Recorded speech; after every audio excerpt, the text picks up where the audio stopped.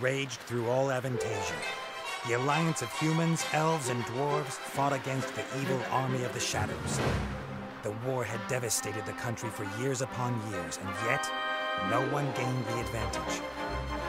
And so it was that in that time of deepest despair, that an old archaeologist uncovered the location of the artifact of divine right. The artifact could fulfill every wish, and thus decide the war, for one side or the other. Led by warlock Munkuse, son of Archwitch Mortroga, the shadows hunted for the artifact. And they would have reached it first, were it not for a group of heroes who stood against them. Wilbur, the young gnome who was the first of his clan to become a mage. Ivo, the courageous elven princess from the woodland realm. And the Critter, a hairy creature from the Northlands, companion of the most brilliant of the heroes, Nate Bonnet, who was supposed to spend the rest of his life at the side of an elven princess, who deserved a kingdom and all the riches in the world, who should stop wasting time talking about himself in the third person. Ah!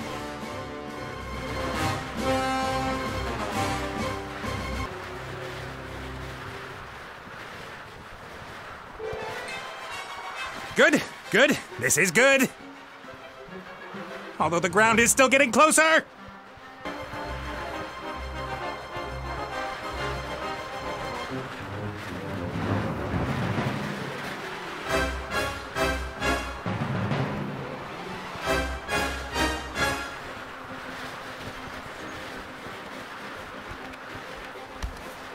Part of the jetty. At least some of it survived the explosion.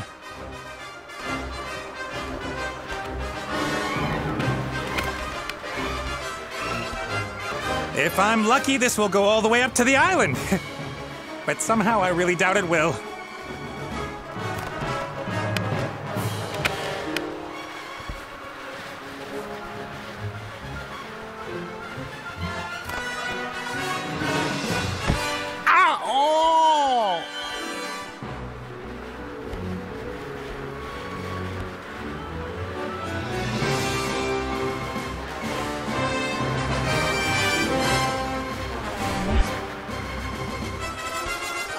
Nate, how's it going? Good, for now. Could it be that your spell didn't quite work out the way you planned? I did tell you there were certain risks involved. Risks? What risks? Now, djinn magic is a complicated affair. It's difficult to get the dose right, and when one hasn't done magic for a while, things can go a little bit wrong. Like you killing me, for example? Not intentionally. No big thing. So, now that we have a little time to kill, why don't you tell me a little something about yourself? Oh, right. Well, yes, I came into this world in an oasis in the Umzu Desert, and at that time, I was... Are you out of your ever-loving mind? Definitely not the time to reminisce. Then why did you ask? I could use some help here, Benny. Well, you did see what happened last time I cast a spell.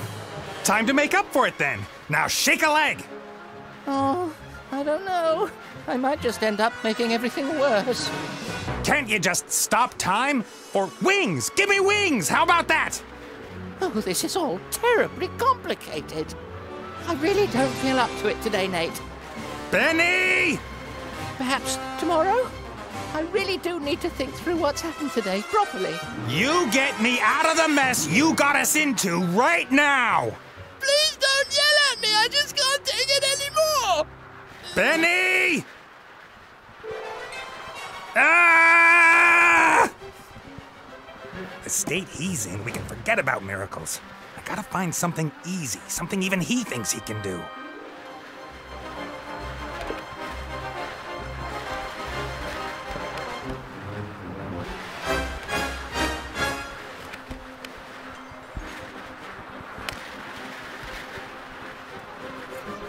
A flying carpet. Is that too much to ask? I'm not talking to you. Why, you... I'm sorry I criticized your work, Benny. And? And that I shook your land. And everything else. You meant well. Well, all right then. I forgive you. What can I do for you? Carpet! A flying carpet. Shouldn't be too hard. Should I really dare? Am I really up to it?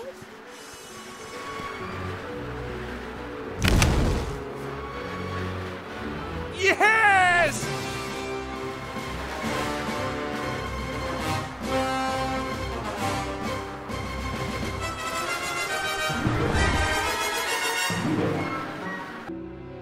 What the heck? What happened here? No!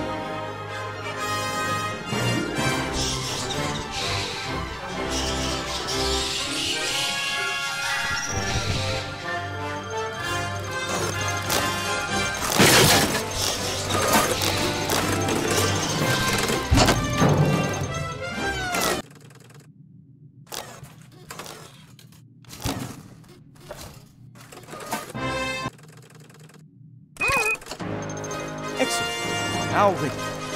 One last tip.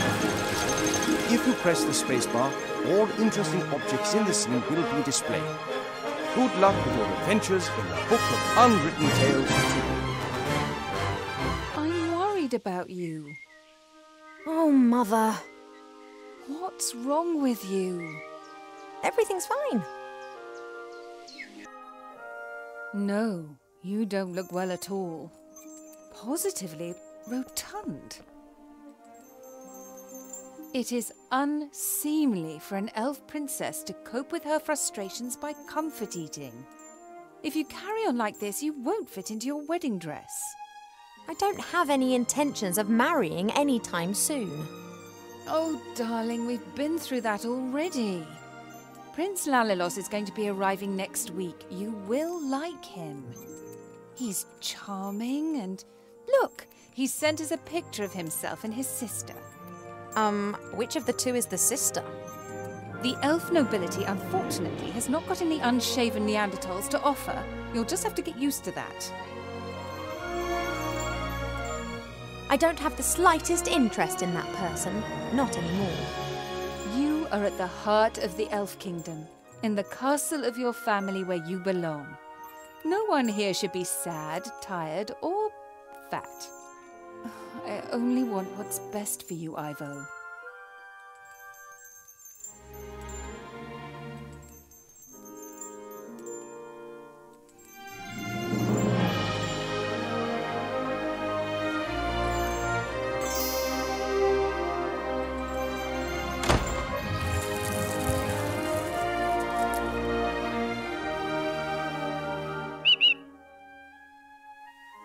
Did you see that? She's locked me in. Yes, only what's best for me. She always says that. Have you seen this prince? A vain river elf who's only interested in topping up his tan. I'm to spend hundreds of years in the company of someone I don't love? Huh, not me. And how? She will try anything and everything. Nothing's more important to her than getting me married off. When I was out there with the humans, it was the first time that I had the feeling I could determine my own destiny. Yes, it was dangerous. Doesn't that go with the territory? A life without risk, that is so... Oh, you don't understand. If I could, I would go right now. You want to stop me? Just like last time. I didn't want to tell Mother, but I've not been feeling too well lately, Cheap. I'd say the same thing, but we elves hardly ever get ill. Yeah, you've got a point there. I spent almost a year in the human world and they have some very strange ideas about personal hygiene. Well, I thought perhaps it's a curse. Oh, no, you won't. I'll take care of it myself. Mother would make a state occasion out of it. I don't know either, but I'm sure there's a medical book down in the library. No, rest is not what I need just now. I'll go down to the library and look up what's wrong with me, completely alone, just like a grown-up elf. I'm not going to be stopped, neither by locked doors nor by you.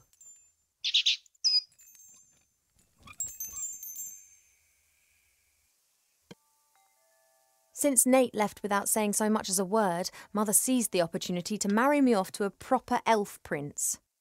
So far, I've managed to frighten off every candidate successfully, but she's starting to lose her patience.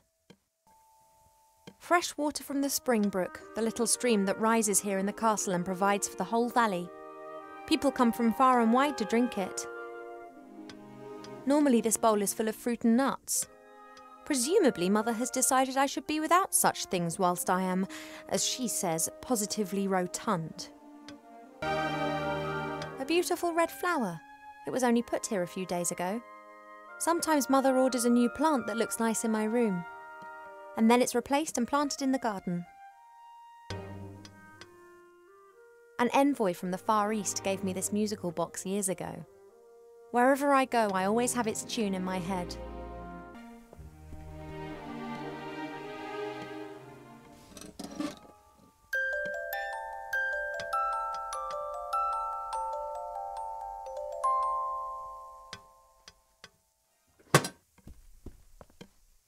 I had my birthday during the few weeks that we spent living together here in the Elf Burrow. That was a big deal for Wilbur. He couldn't understand that the significance of birthdays tends to fade after a few hundred years. He insisted on making me a present. He sat in the corner for days knitting me this hat with his little gnarled fingers. The times when the others were here in the Elf Burrow, those were the best that I've ever had. The critter could never keep still when I was drawing him. He was always pulling faces and trying to make me laugh.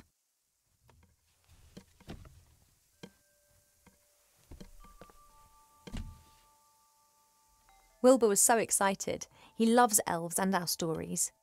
He spent hours sitting with my father and listening to him talk about bygone ages. Complete idiot. My jewellery box serves as a podium for the vertically challenged narcissist. Cheap survived our past adventure, even if he'll insist on exactly the opposite. He told everyone for months how he defended me from all the evils of the world and then only just escaped with his tail feathers intact. Hey, Cheap. Most birds love a mirror because they believe they can see another bird in it. You just love them because you can't get enough of yourself. I would be a bit less unbearable if I wasn't incarcerated in here. See you later. Yes, of course I'll be a good girl and stay in my room. Could you please move aside? I want to get into my jewellery box. He doesn't listen to me anymore since I almost caused him to be roasted by fireballs, decapitated by swords and eaten by monsters. Mother has permitted him to disregard any of my orders that go against her wishes. His interpretation of this can be liberal.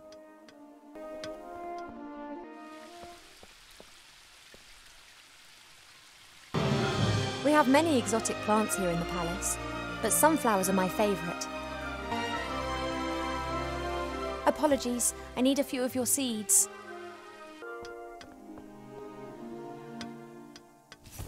Cheep Cheep, would it be possible for you to stop admiring yourself for 2 seconds and move over to stuffing your beak instead?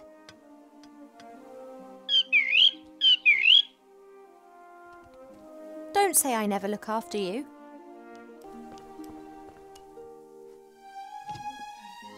Pearls, precious stones, sparkling earrings and necklaces. All the stuff I have to wear at official functions. If it were up to Mother, I would have trunkfuls of this stuff, and a wing of the castle would be my wardrobe. She just can't understand why Pa and I aren't into this sort of thing.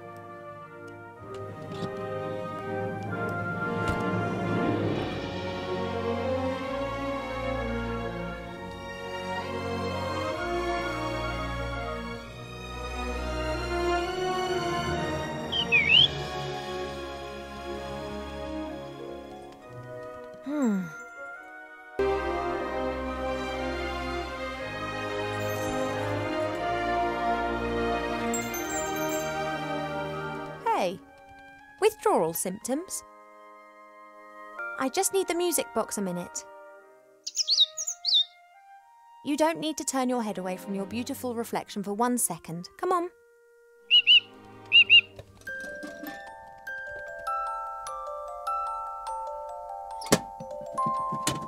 Shh.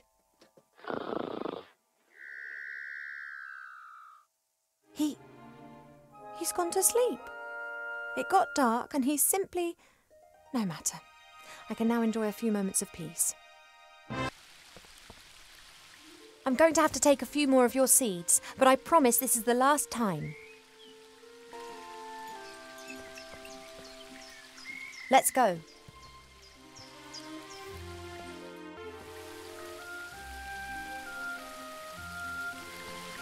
As expected, no one here.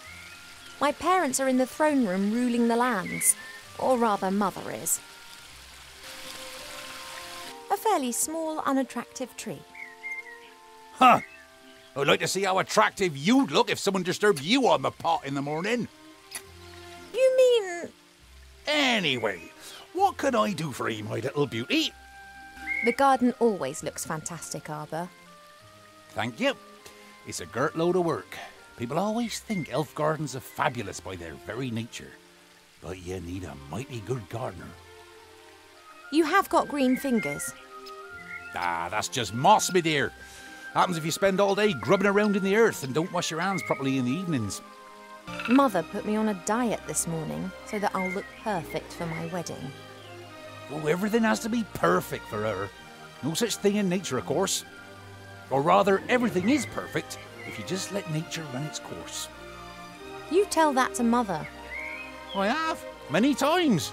She'd be very clever in some things, but very daft concerning that. Now then, she is the queen. I'm old enough to be able to call a spade a spade. Spade, gardener, get it? Nowhere are the trees so green and healthy as here in the elf world. You tree shepherds do a great job. Tree shepherds? The trees just stand there. What do they need a shepherd?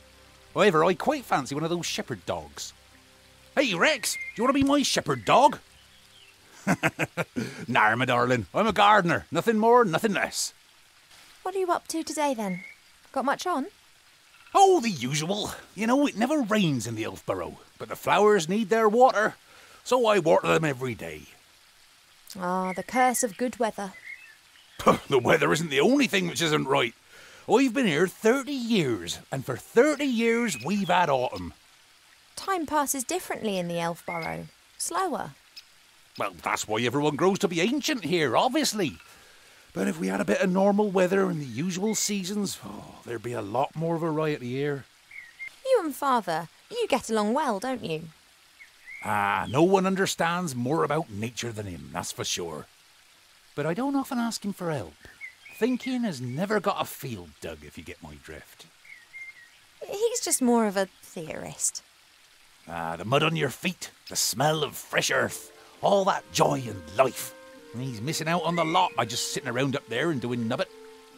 I have to get on. Yep, got a bit to do myself. I just don't know what's wrong with that plant over there.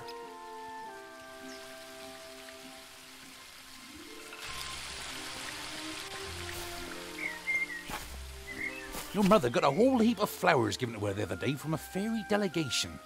All of them took good and strong, just not that one. Perhaps it needs a special type of soil or something. Well, anything's possible. If I don't think of something soon, I'll have to ask your father. He can have a little chat with her and she might tell him what's up. If you're going in, it'd be nice if you didn't tell my mother that you saw me out here. Oh, you playing hooky again? My lips are sealed.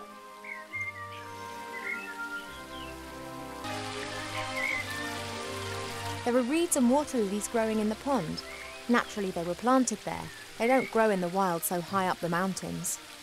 I can't think of any use for a water lily, but a reed could come in handy. That leads up to the throne room. Mother will be conducting the affairs of state with an iron will, whilst Pa leans against the tree of life, probably sleeping. There's only a little water left in the bird bath. Cheep Cheep always says that it evaporates quickly. I, however, think that the constant need to replenish the water is more down to his unbridled joyous splashing and not insignificant body mass.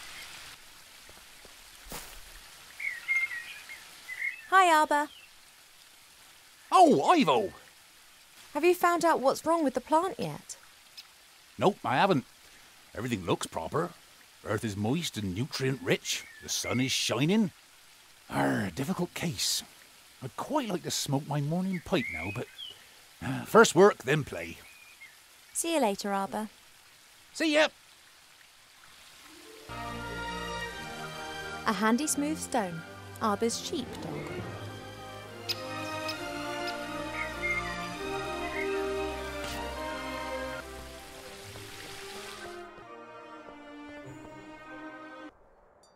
A great example of the variety of our world's fauna.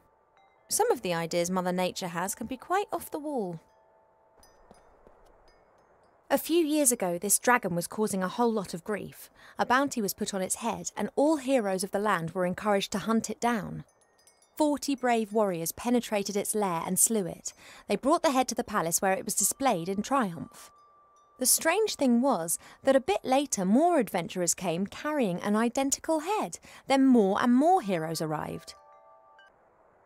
A present from one of the northern kingdoms. Strange folk up there. The men climb mountains and shout foul-mouthed things in dragon's language at the dragons. I think it's some kind of test of courage.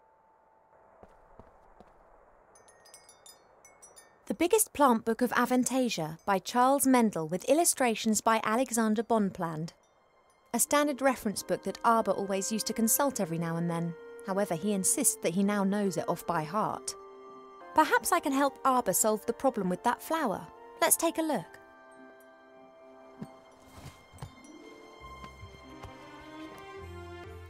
This plant reminds me of the one that Arbor's having problems with at the moment. Love lily. The love lily enters into an enduring relationship with another plant very early in its life, which frequently lasts its lifetime. If the partner plant dies, then the love lily does not normally survive the separation. Goldsmithing, masonry, and a book about carpentry. Like all books in this library, it's a guest present. The logic behind this must be, those elves, they have so many beautiful statues and items of wood. They'll be really interested in this. Why don't we present them with a book about it?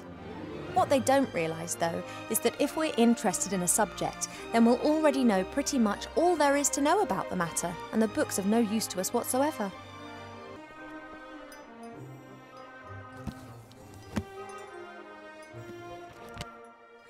Working with wood.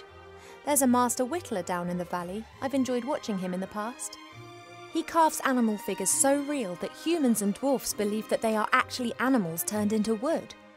This one's more about interiors, making furniture and the like. Plane the wood down by a pixie's thumb and saw the board into 2 equal length pieces. Who knows what that might be good for?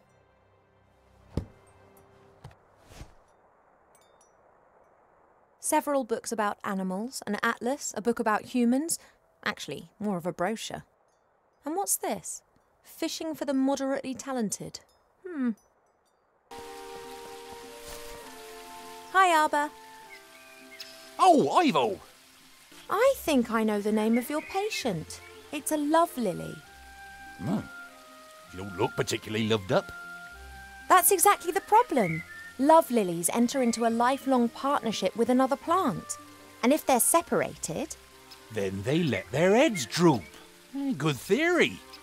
But the fairies know their plants. They'd never have given us a love lily without its partner. Look, I found this book in the library. Woodcrafts? Why are you showing me that? I thought it might interest you. I don't like horror stories. Horror stories?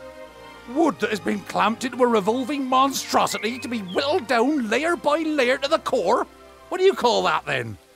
Sorry, never looked at it like that. Branches sawed off, boards nailed together, wood treated with chemicals. Sick stuff. What have we got here then? Aha. Ah, Almanac of Elf Medicine. That's what I've been looking for. Ow! Be careful, if you please. A speaking book? An ill elf? I haven't been feeling too well recently. I'm sleeping badly and have no appetite. I know that elves are very seldom ill, but if it's not that, then it must be some kind of magic or curse. Seldom ill does not actually mean never ill. Elves can, for instance, suffer from a broken heart. Oh, please. It is one of the most common causes of death amongst beautiful princesses. Oh, it must be something else. Sensitive elves can sometimes suffer from the pains of the world. There are a variety of ear infections, and of course it could also be lupus. But I think it is something else. Like what? To be completely certain, you must mix a potion and drink it. Are you serious? Very. All right, this potion, what goes in it? It is very easy to make. You need to pound together the green fruit of a metis bush, a spoonful of honey and a red herring, and then mix with water into a viscous potion. Oh, that sounds revolting. It's medicine. It isn't supposed to taste nice. And if I drink it, I'll be well again?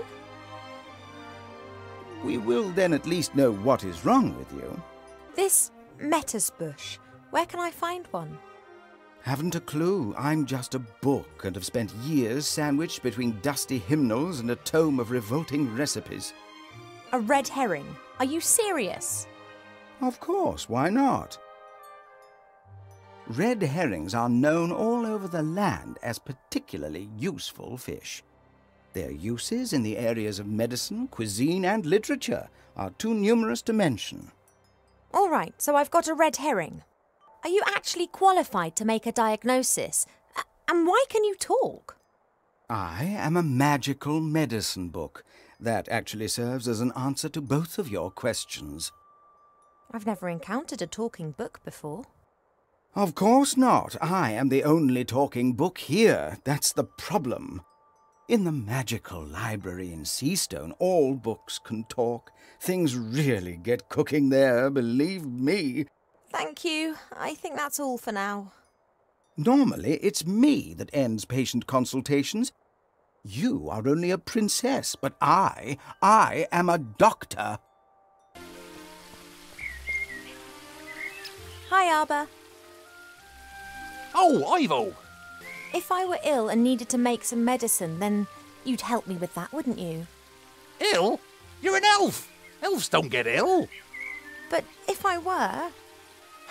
Oh, come on, now tell me, how can I help you? Do we have a lettuce bush in the garden here? That bush over yonder. But that fruit's red. And what colour do you expect, then? Green. Are they only green when they're not ripe? Nah, they're blue then. They're green when the bush senses danger. Pardon? The lettuce bush has exceptionally delicious sweet fruit. But if it thinks it's in danger, then they go green and very sour. Call it a defence mechanism. Ah, and the bush only has red fruit because it has nothing to be afraid of here. That's right. Do you know how I could get my hands on some honey? Try the kitchens. I prefer not to wander through the castle. Of course. Someone would tell your mother. Would that beehive in the tree over there be of any help? Oh, I'd be careful with that. The bees defend their honey and can give you a nasty sting. Couldn't they be distracted or tricked in some way? Beekeepers wear protective clothes and use smoke that calms the bees. But I don't have any beekeeper kit here. I just let the bees keep their honey and they pollinate my flowers. That's how we've always done it. I often see you fishing. Could you lend me your rod? Of course, if you bring it back in one piece. What's up? I was convinced that I would have to make my own fishing rod or that you'd ask me to collect a variety of mystical items in exchange for it. Why? It's only a rod. Thanks. Not everything needs to be complicated, you know. See you later, Arbor. See ya! This flower clearly is one of the more exotic of the palace's flowers. It comes from a country in the deep south beyond the deserts. It's said that the flower of this plant used to be sent as a declaration of war, or if one wanted to deprive someone of all sense. Why do so many people hate this flower? Perhaps it has an abhorrent smell.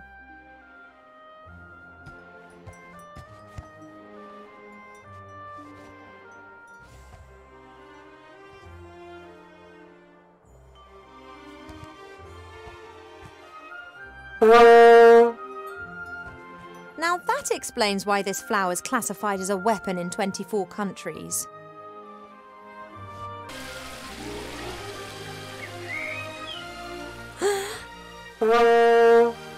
If the bush had a heart, it would have skipped a few beats. Thanks.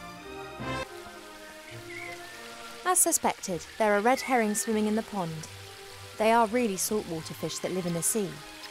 But they always come back to their homeland to breed. They're the only known fish variety that can scale nearly vertical cliffs.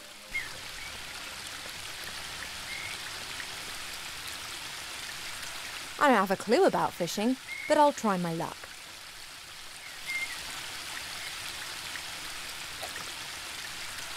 Just as I expected, nothing. On the other hand, somehow I have the feeling that I now know what I'm doing. Perhaps there are a few practical hints and tips in the fishing book. A lucrative season with a successful technique doesn't just depend on the type and quality of your tackle, but also on a really good spot. It doesn't matter whether you jig, dip, toddle or feed. Wobblers, twisters, spinners, blinkers, poppers, jigs, jerks and live bait must be presented in the most enticing ways possible. I haven't the faintest idea what all that means. I presume my fishing talents are not quite advanced enough to enable me to use this book.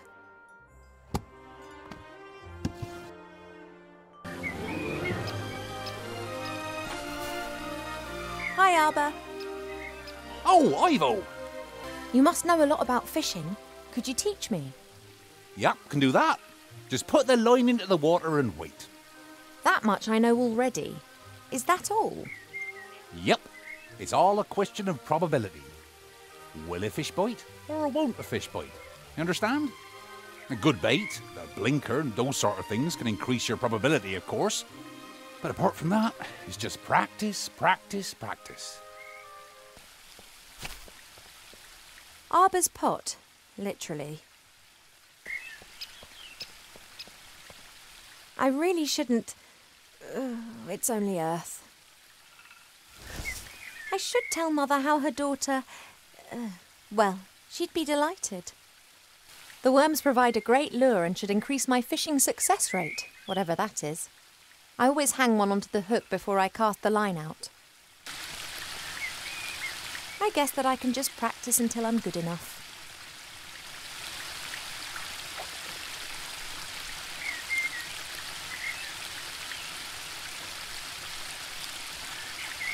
Or I could try to speed things up by learning more about fishing elsewhere.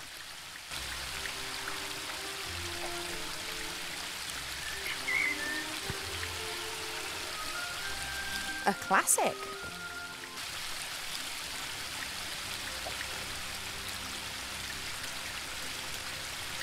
At last. Now I can tick the red herring off my list.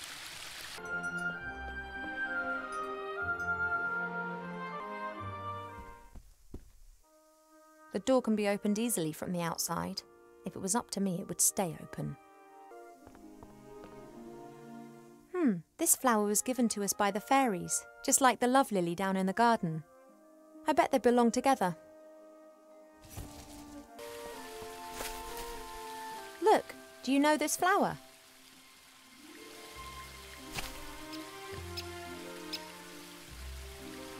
Ha ha ha! You did well, girl. It would appear so. You snivelling, girl? You all right? No. Yes. I don't know. Well then, I think I've earned myself a little rest now.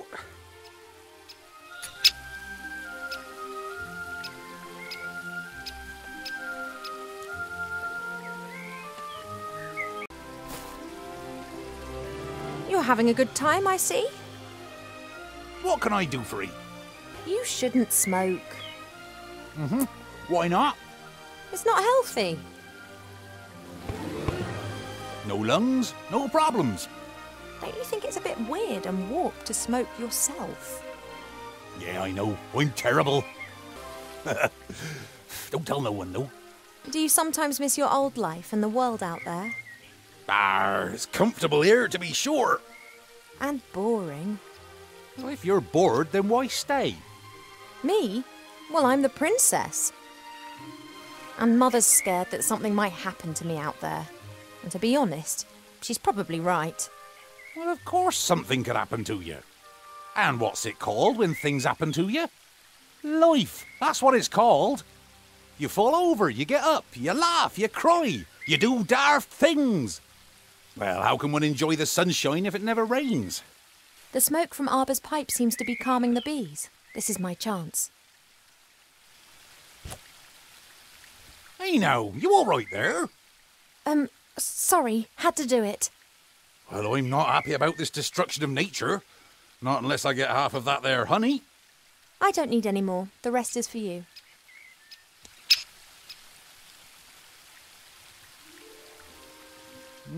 Oh, that'd be good stuff. But that's enough. The bees need a bit too. Oh, that fruit smells really sour. Thanks for the sacrifice, little fish. About 1 spoon of honey. Water's the easiest ingredient to find. We have copious amounts of it here.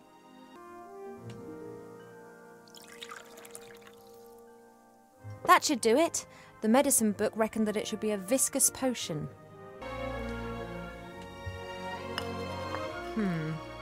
I'm pretty sure that there's never been anything so utterly revolting concocted in the Elf Burrow ever. Oh, I hope this is some kind of joke. Hi.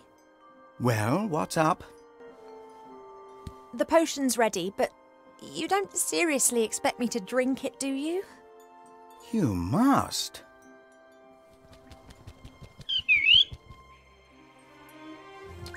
Cheap, I'm so... Yes, I know, but...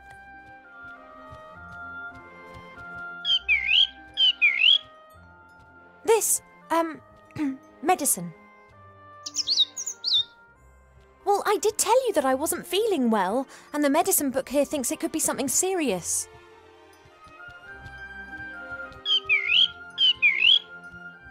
She has to drink it, the sour metis fruit, sweet honey and salty fish. That should give us an answer. Oh, it looks revolting. It is medicine. It's not supposed to taste nice. That's right. Down to the last drop. Not as bad as I was expecting. In actual fact, it's quite tasty. I could definitely drink another glass of that.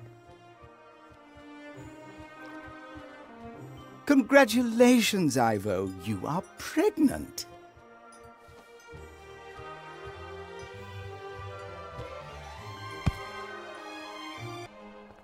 No. That is completely impossible. You must be wrong. Surely it's a misdiagnosis. You are an elf and say that potion is quite tasty. I could definitely drink another glass of that. That's raging hormones talking. I don't have any hormones. Cheap, no. No, the book has made a mistake. I cannot be pregnant. I've never stood in the divine water with Nate on Midsummer's Night singing the Song of Life. Why? How do humans do it? They do what? Elves and humans can have children together, but it's not possible without sex. You see? We never had sex. At least not to my knowledge.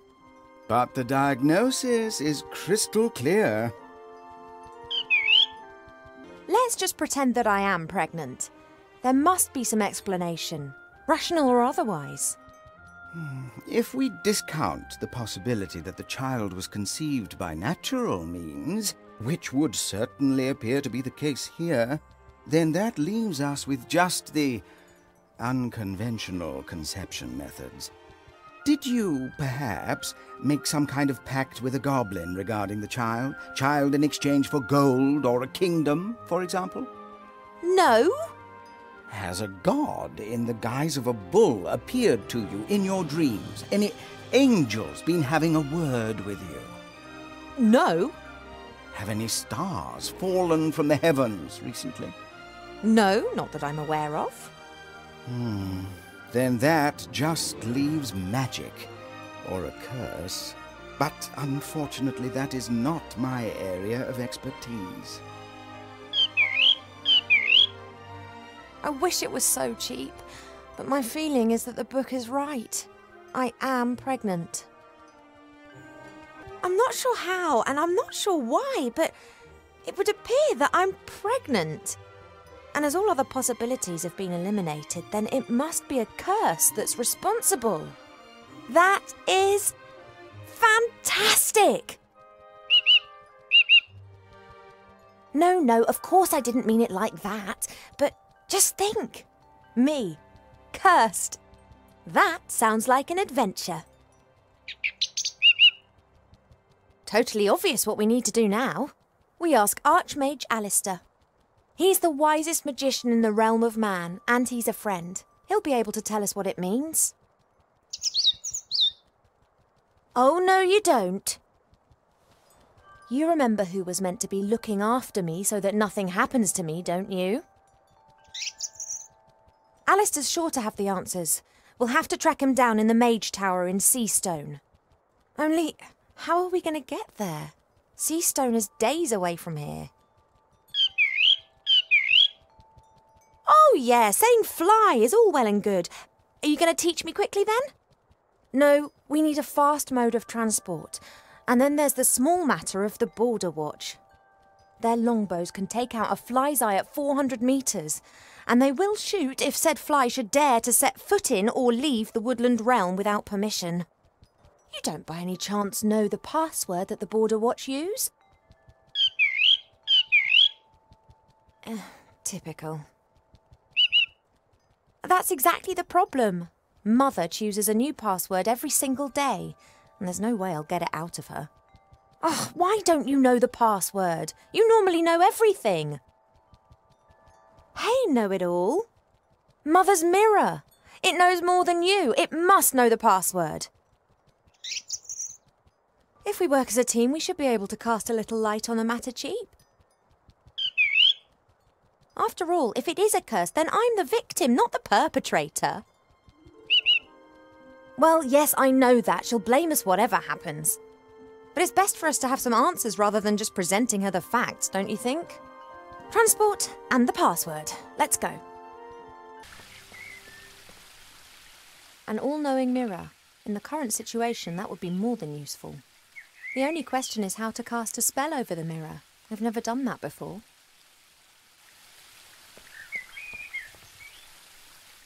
There are 3 symbols on the bottom of the bowl. I wonder what they mean. They're the same ones as the columns in the throne room. Nothing for it. Have to talk to Pa.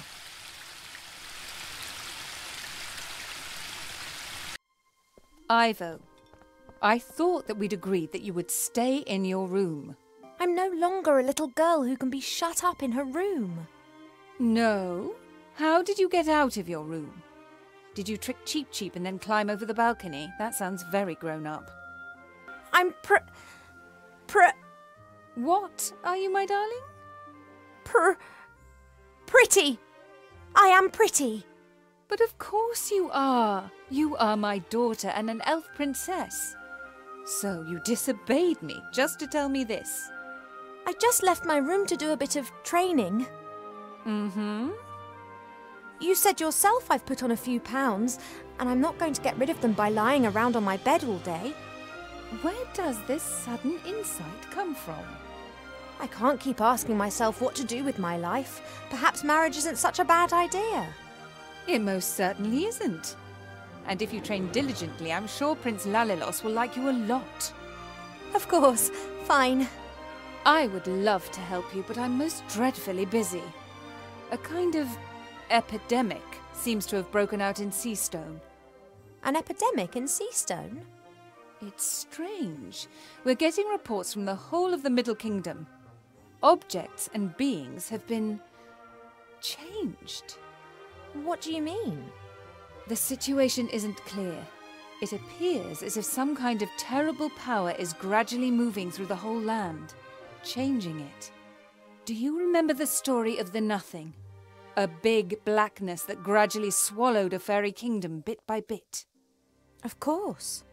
This time it is much worse. It is pink. An epidemic in Seastone. Is it wise for me and it to go there? On the other hand, Wilbur and the Archmage are in Seastone. Perhaps I can help them to fight the epidemic in exchange for them helping me with my problem. This symbol's on the bottom of the mirror bowl in the garden. No idea what it means. That's Mother's area of expertise. Mother? Yes, Ivadora. Those symbols on the columns, what do they mean? First your insights concerning your wedding, and now an interest in the spiritual. You do surprise me. The 3 symbols depict the 3 different forms that water takes. They are important in many rituals. Water that falls from the sky. Water that springs from the earth. And water that is bathed by moonlight. Oh, what's all this different forms of water all about then? Not all water is the same. It changes. If it bubbles out of a spring, then it is spring water. Then it turns into stream water, perhaps into river water, and then sometimes later into sea water. The voice of water changes, its soul.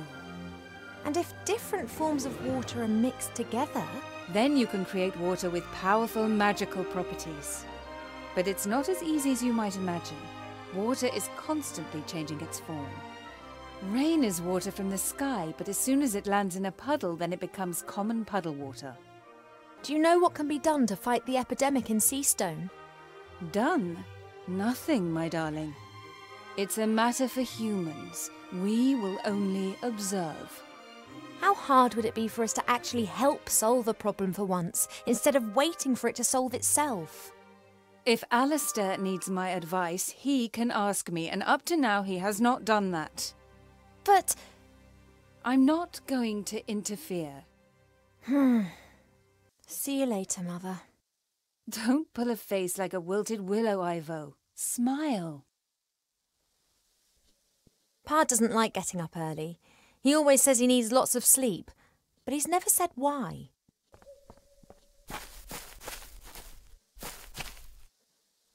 Hey, Pa, the day started ages ago.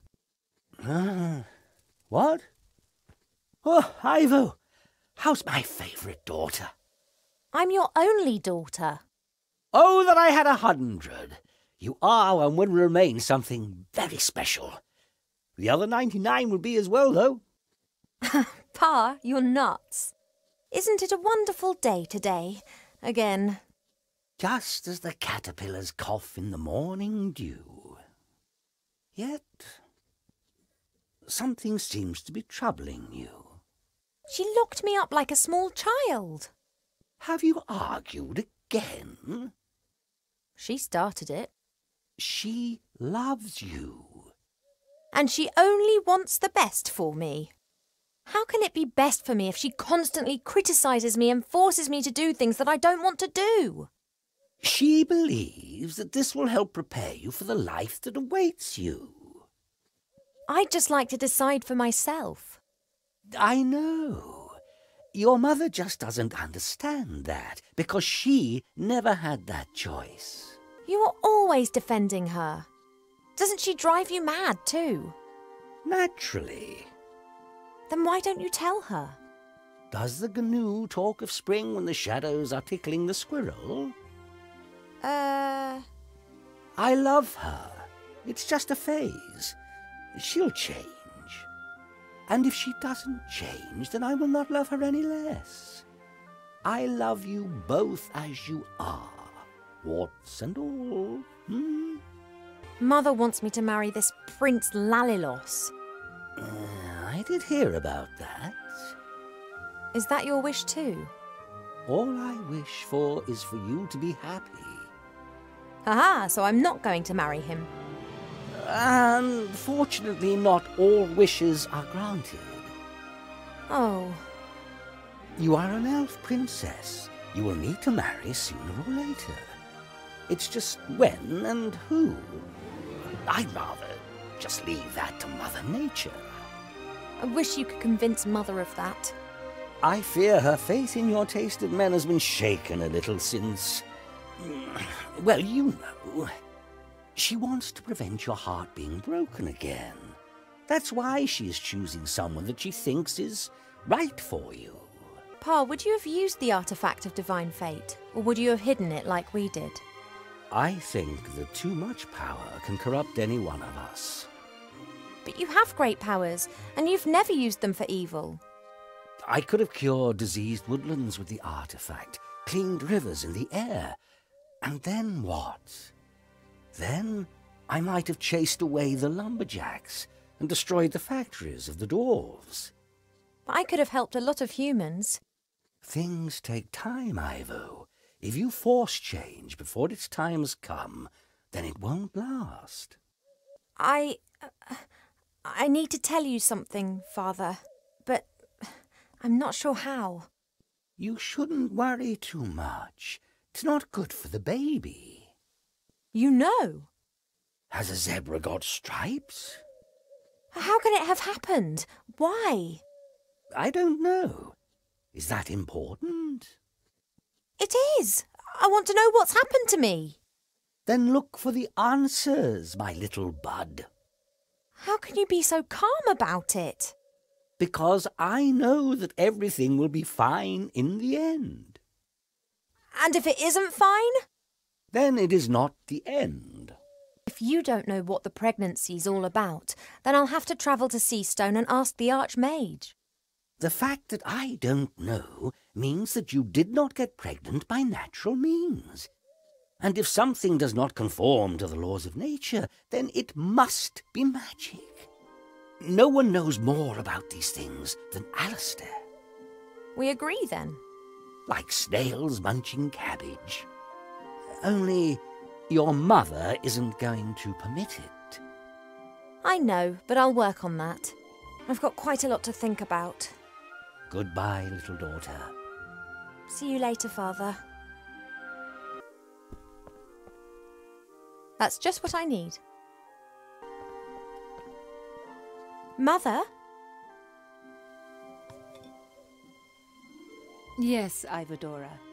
That stuff in the moonwell, that's water bathed by moonlight, isn't it? Of course it is, my darling. Could I take some of it? It is holy water. We only use it for special occasions. What do you need it for? I need it for a potion. It's one of the most important ingredients.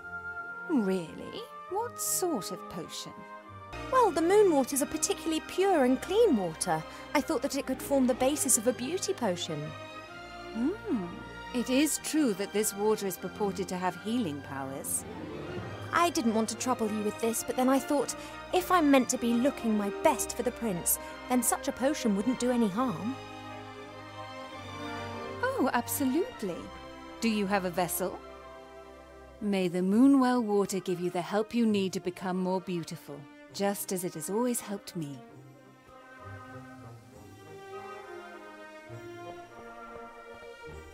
See you later, Mother. Right, now water that has been bathed in moonshine. That must mean the water that's come from the moonwell. It works. One of the symbols is glowing. You're having a good time, I see. What can I do for you?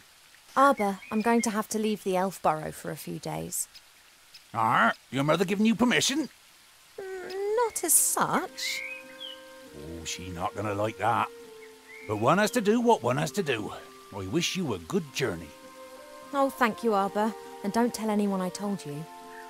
I wouldn't dream of it. Just don't you go staying away too long now. You know time out there runs much quicker than here in the woodland realm.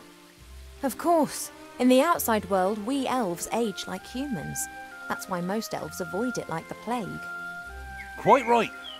I need a special sort of water, Arbor. Can you help me? A special sort of water? Now who's been dreaming that stuff up then? Arbor, please help. I need water that spills out of the ground. There, a waterfall. As much water as you want. Oh, it's not that simple. That water's changed. I need water directly out of the earth. You elves always like to make things complicated, don't you? You got a container?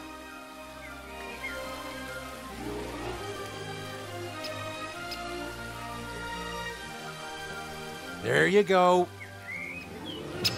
And don't start telling me that this is some kind of snot water or the like. This be tip-top quality groundwater. Should work. Thank you. Let's hope that Arbor's donation of water that spills from the earth will work. It hasn't really spilled from the earth, but it is groundwater, and it's never seen the sun. Aha! That's got the second symbol to glow.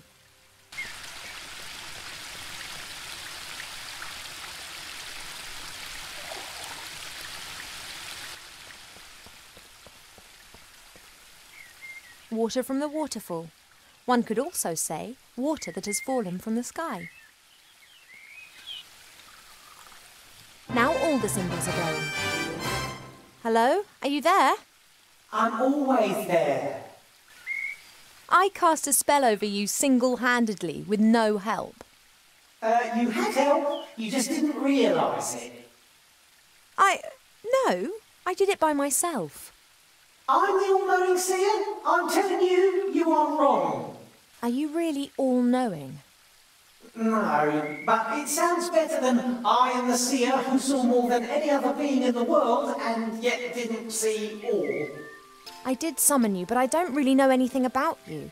Do you live in the water, or are you the water? No, the water is just a reflective surface. I live on the other side of the mirrors.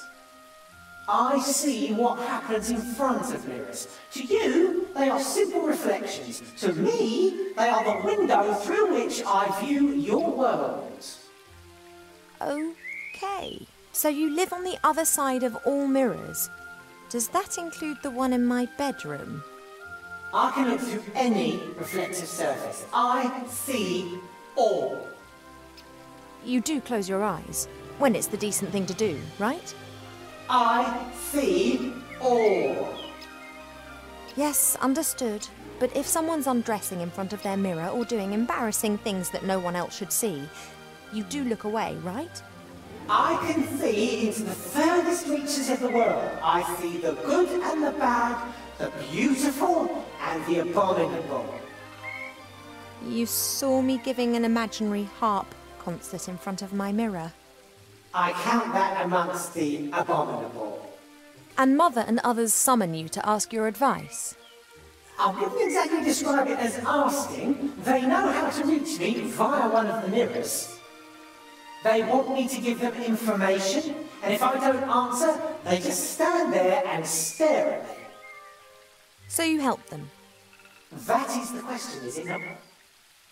Do I have an interest in supporting either one or the other side, or would I rather watch a catastrophe unfold? So you'd pour oil onto the fire just because you want to watch the flames? I could, but mostly I restrict myself to watching. I love to see how things develop. I can't abide when things come to a standstill. That's when I'm always tempted to give someone a shove in the right direction. There's talk of an epidemic in Seastone which is spreading. Do you know anything about it? It is not an epidemic. What is it then? It's something that you'll get involved with.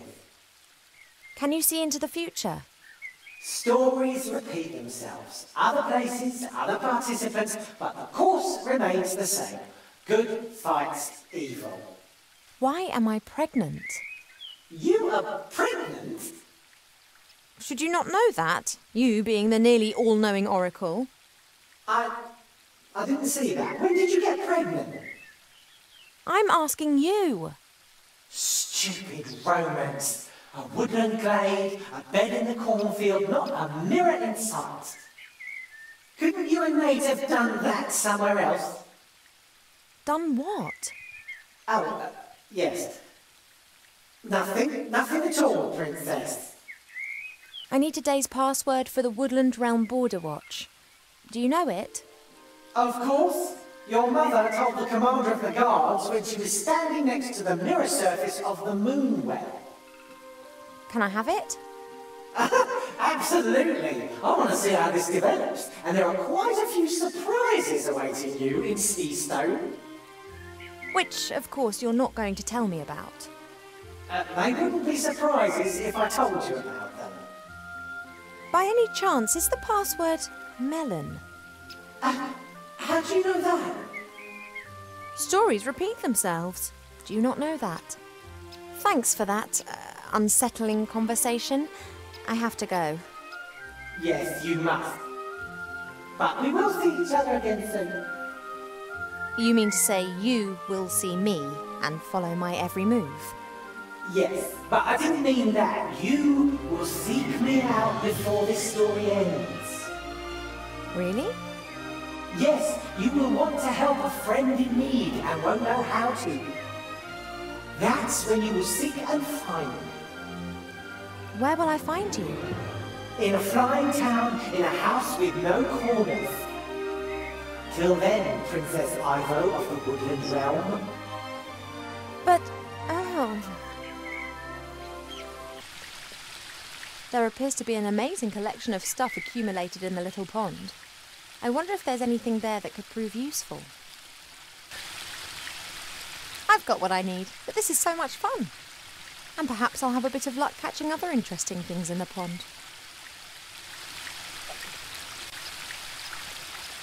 A fishing hat, which not so long ago I thought was extremely hideous. But now, I am the master of all rods, the ruler of the river and the goddess of the water! And what's more, I'm looking good. That's me and fishing done. I've reached my peak. Hey, Cheap. This sex that you spoke about, what is it and why should I not have it? I know that I'm an elf princess. That's exactly the reason I should have something like this. Perhaps even two. Oh, I will find out what you're trying to hide from me. Think, Cheap. How can we both get to Seastone without me having to grow wings? You've got an idea?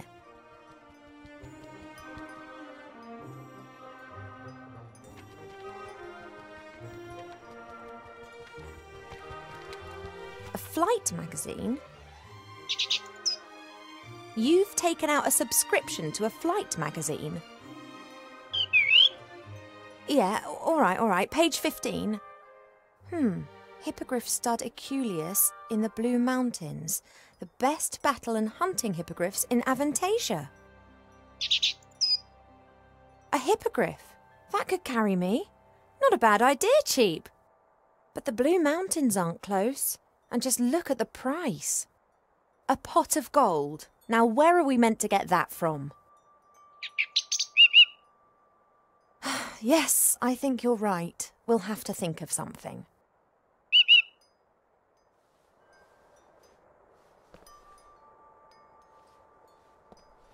I'll be back soon, Cheap.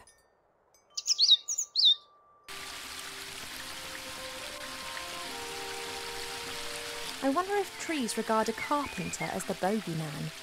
It's not nice, but I'll have to find out. One can easily fell a tree with the help of an axe and wedges. In my experience, nothing beats a sharp saw guided by two men. Slish, slash! The teeth of the saw bite into the wood, and in a few minutes, even the largest tree tumbles to the ground. After this, the smaller branches and the bark are removed from the trunk using hatchets. Once the tree is sawn into several pieces, it's ready to be transported away. Wow, I feel a bit dirty. It'll be all right, you'll see.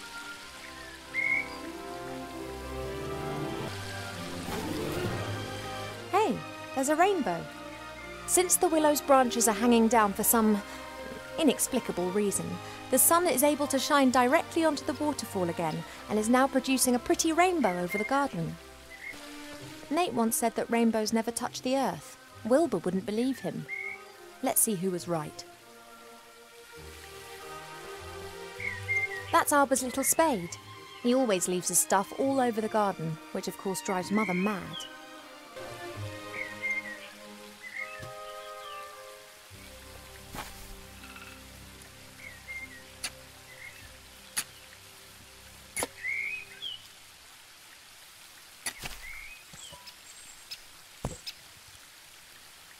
Pot of gold, and no grumpy leprechaun protecting it.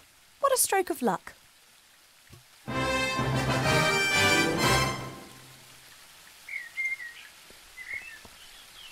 Hi, Arbor. What you got there? Be that the hat of a master fisher? Yep, pulled it out of the pond. But I've been trying for years to hook one of those. Well, talent will out. That ain't be talent. That be pure luck.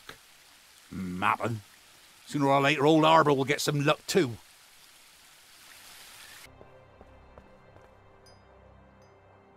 Hey, Cheap. I have the pot of gold here. Go on, take it to the stud. Oh, I realise it's too heavy. I won an arm wrestling contest against an orc warrior in Seastone with the help of a strength elixir. We could get something like that for you. I'll be back soon, Cheap.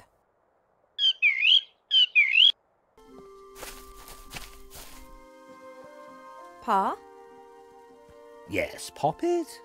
Hypothetically, if Cheep Cheep had to transport something heavy through the air, how could I help him do it? You could ask me to give him the necessary strength. Which you have just done, have you not? Really? Of course. But the effect would not last long enough to transport you to, let's say, Seastone. He doesn't need to do that. It's just a short distance. All right. Bring me some sunflower seeds. I have a few sunflower seeds. Here. Good. Keep still.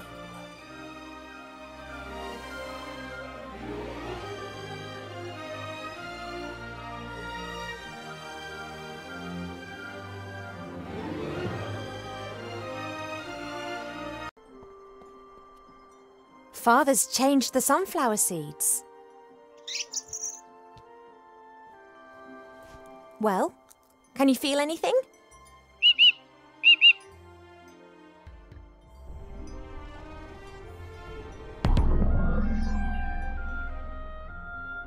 Now, don't exaggerate. Okay, here. Oh, I hope it works. But what's he going to be like when he's super cheap? He's got enough of an exaggerated opinion of himself as it is.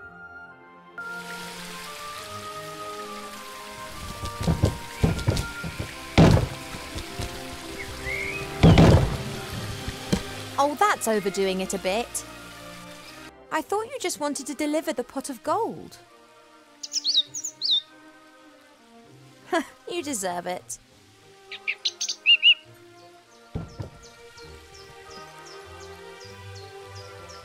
It's really in there, is it? Our hippogriff?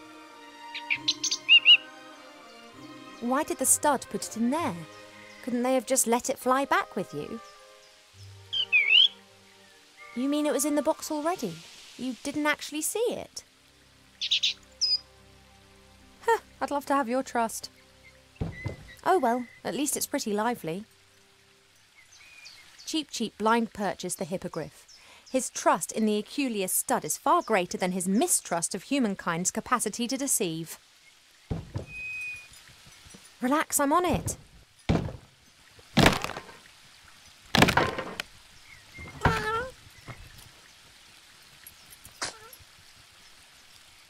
You've still got the receipt, haven't you, Cheep?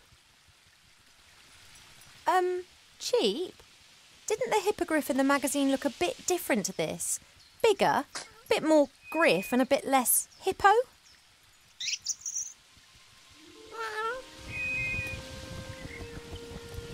Is this the effect of the epidemic? Mother said it changed things.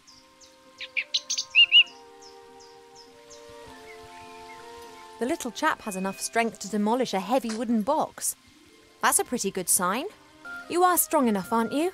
You were able to demolish that box just now. Can you carry me as far as Seastone? Right then.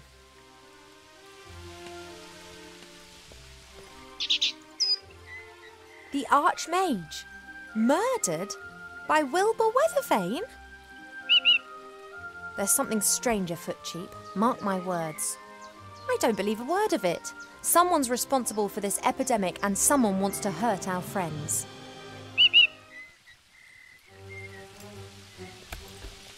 Away to Seastone.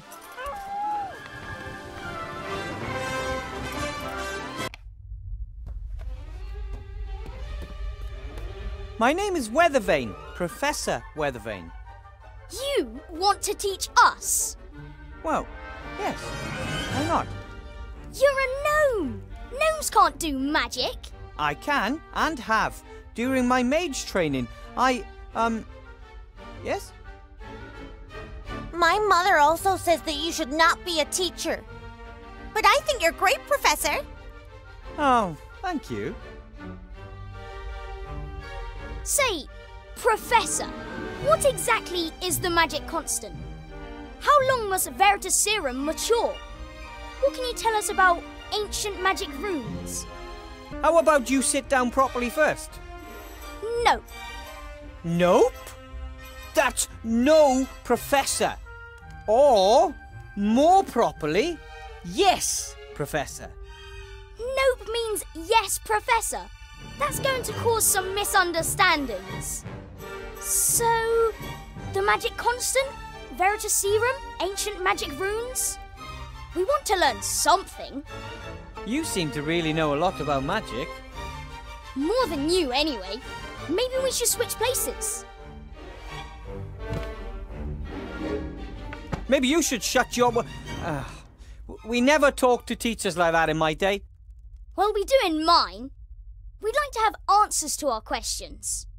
I will answer all your questions, but not now. It's time for History of Magic. Then I have a history question. As everyone knows, gnomes are completely incompetent when it comes to magic. To be exact, only one great gnome mage has appeared in the last 800 years. He defeated Gremar, the last of the great dragons. What was the name of that last great gnome mage? He was called Sit Down at Your Desk Properly and Don't Ask Stupid Questions. But don't they say there are no stupid questions, only stupid answers? And that there aren't supposed to be any bad students, only bad teachers? Not right now. We will open your textbooks to page 100 and... So I was right, wasn't I? You know nothing, not even the name of the only great mage your own people ever produced. I just need a drink of water. Frog in my throat. Ha! Oh man, Master Marcus warned me that the students would test me the first few hours, but this is a nightmare. I don't know all of these things. I know nothing. Easy, boy, easy. Think, Wilbur, think. That's strange. There's paper in the bottom of the shoe. Oh, maybe the shoe has a hole and the paper is supposed to protect the wearer from getting wet feet. It's a sheet from a book. It's folded in the middle and printed on both sides. That equals 4 pages. It wasn't torn out. It looks more like the glue weakened and the sheet fell. I'll just take a good look. A beautiful golden ear trumpet. One of my predecessors must have laid it up there. A very tall predecessor. It can't be healthy in the long run to always eat parchment and old scrolls. Perhaps he'd like the pet food I bought. Master Marcus and the Archmage were so busy rebuilding the city that no one had the opportunity to teach me anything about teaching. This box was in a shop window down in the city. I thought it might be useful. After all, there are children with magic wands on it. But unfortunately, it just seems to be a bunch of those tricks, like that old one with Mr. Wupperman, the top hat and the rabbit. Short white rope, a pair of dice, playing cards, and a guide on how to lead people up the garden path. That's just not right. Real magic or none at all. The teddy is just, a keepsake and some moral support from home. Soft and cuddly moral support. The bed is pretty cozy. It's so cozy that Friedlin is curled up in it. But that's okay. Friends share. And he lets me sleep at the foot end. Mages use balls like this to communicate over long distances. Master Marcus explained it to me. He'll know how I can tame those unruly students. Ah, my wand. The King of Thieves got it for me during my mage training. He and the other rats have been tirelessly helping to rebuild the city in recent months. They work closely with the Archmage, albeit mostly in secret.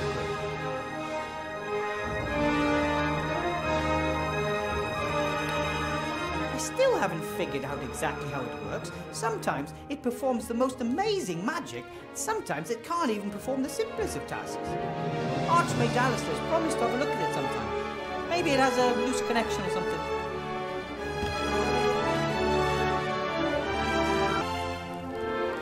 So, what was that number again? 64731? Hello. Ah! Oh, wrong number! This is Friedlin, my rabbit sheep. I had to cast the transformation spell during my mage training, and this is the result.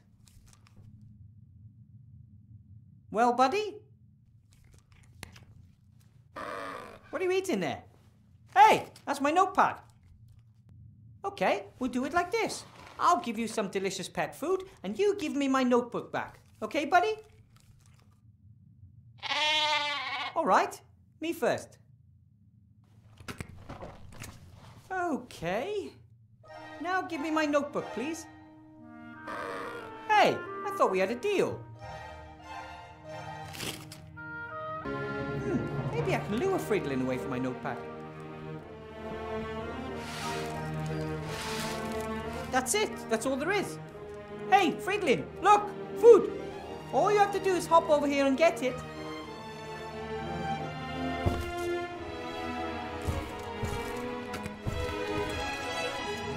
Wow! My rabbit sheep has superpowers. But now the food is gone and Friedlin is still hungry. No wonder I didn't do it right. It says, space-saving instant dry food. Soak in water before feeding.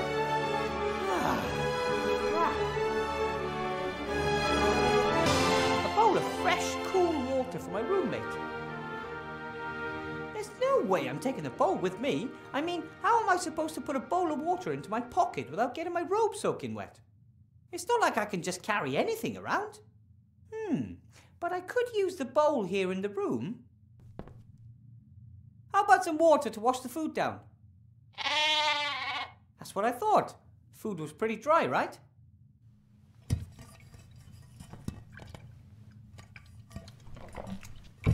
See how well I take care of you? Then maybe we could talk about my notebook.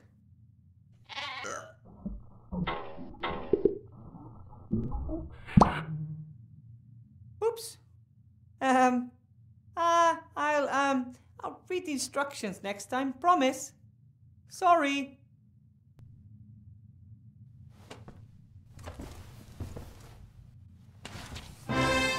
It says, Master Marcus, only in emergencies, 64179. This is definitely an emergency. I'm losing my students' respect before I even had it.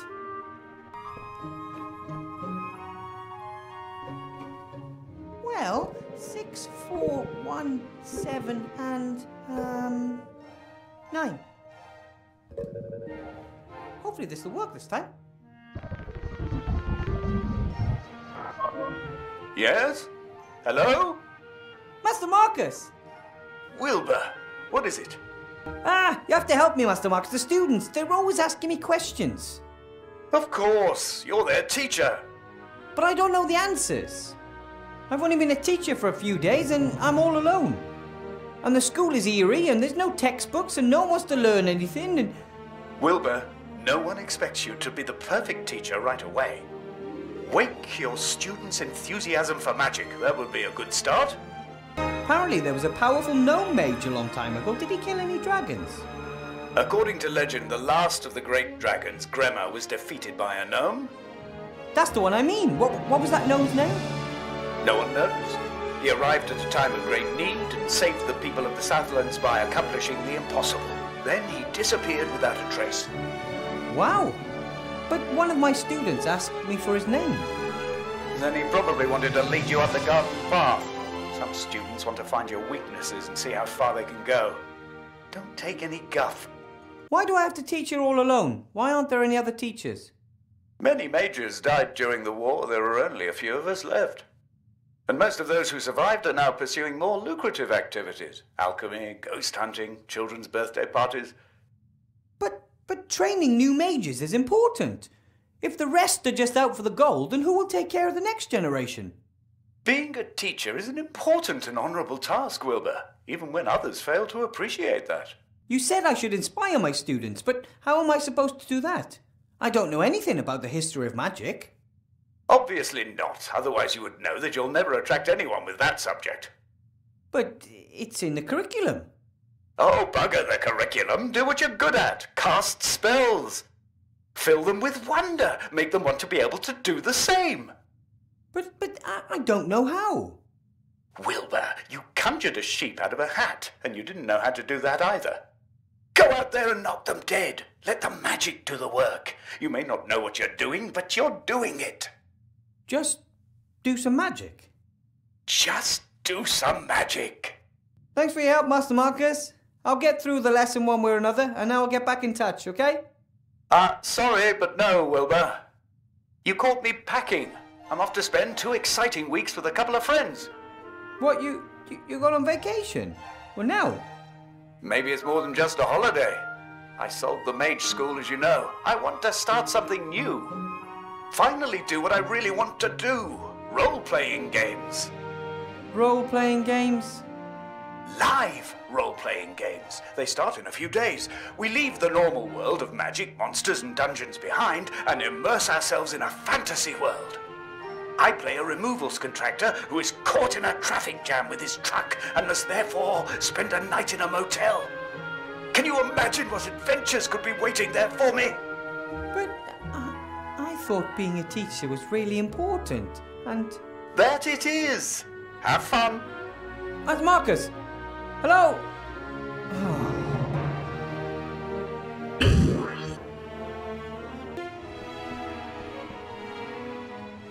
Come on, Wilbur.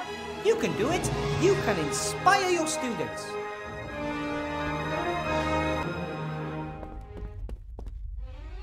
That's better. So what about the magic rooms? No one knows the name of the gnome that defeated Grandma. Nice try. Feet off the desk, or I'll make it bite them off.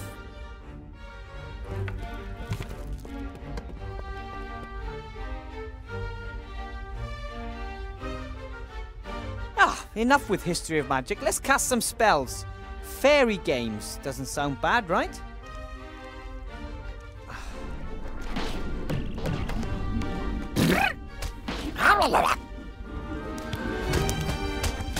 Impossible! Not bad, eh? Wow! That is magic. And here you can learn how to control it. That's it for today. Tomorrow we'll do... something else.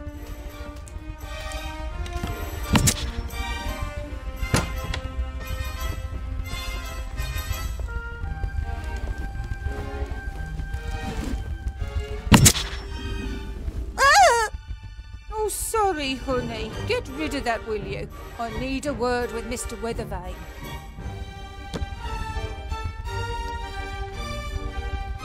Mr. Weathervane, nice to finally meet you in person. You shouldn't have just shot my fairy.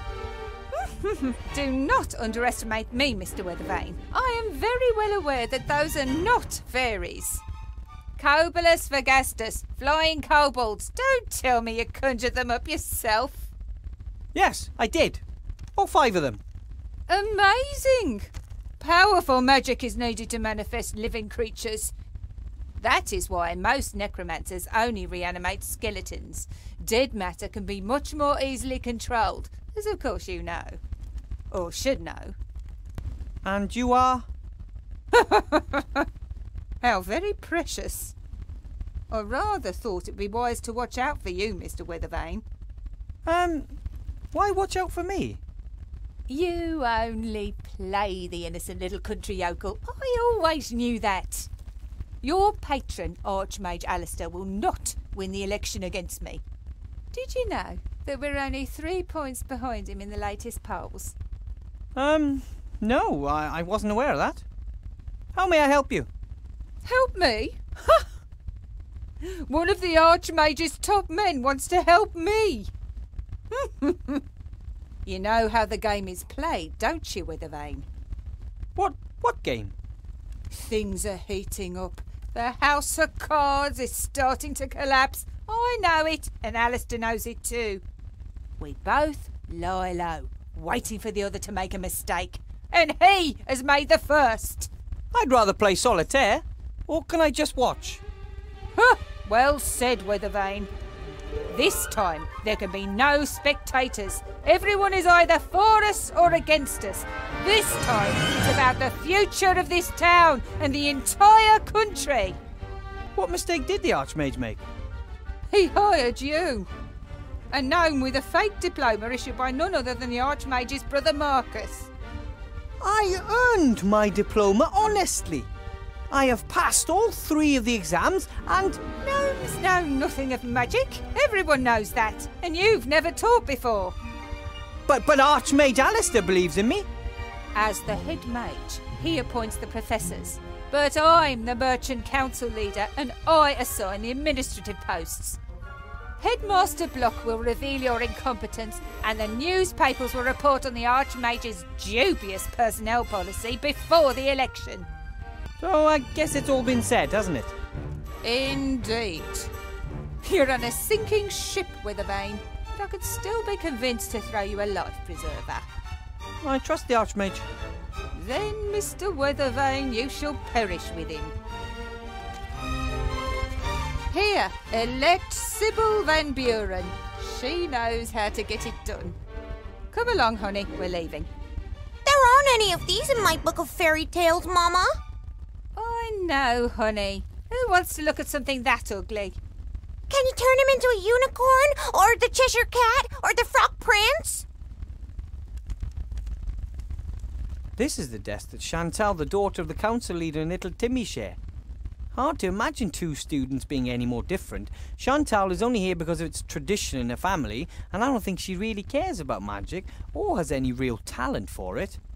Timmy, though, well, he is eager to learn and was so excited the last few days. It's for students like him that we have to get this school back up and running. I don't think the Archmage even has brochures like these. No posters or town criers or plays. Either he lacks the gold or he doesn't want to conduct his election campaign in this manner. A pencil case, a ruler, nothing special. I don't know who that boy was. He was a right pain in the ass. However, he seemed to understand a great deal about magic, and if I managed to teach him some manners, he could be an excellent student. Generations of students have left their mark, especially in the form of little pictures and sayings carved into wood. Here's a particularly long one. For all drifters and troublemakers, condemned to write the same sentence on the board over and over again, no problem. Cast the automation spell on the piece of chalk and it does it all the work for you. Bartholomew. Hey, aye, that's cheating. Pretty clever though. The spell carved into wood down there, I'll just write it down. When the school disappeared 20 years ago, obviously no one looked after the animals. Expected consequences, really.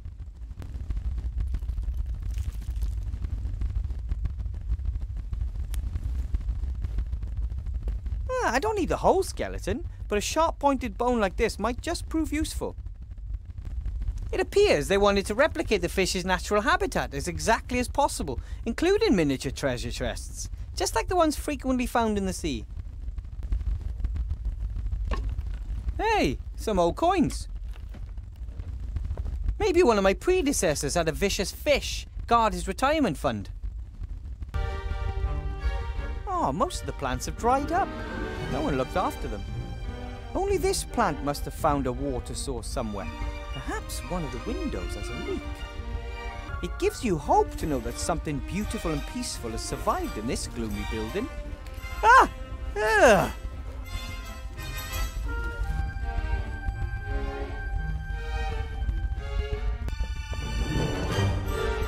Maybe it was always a carnivorous plant.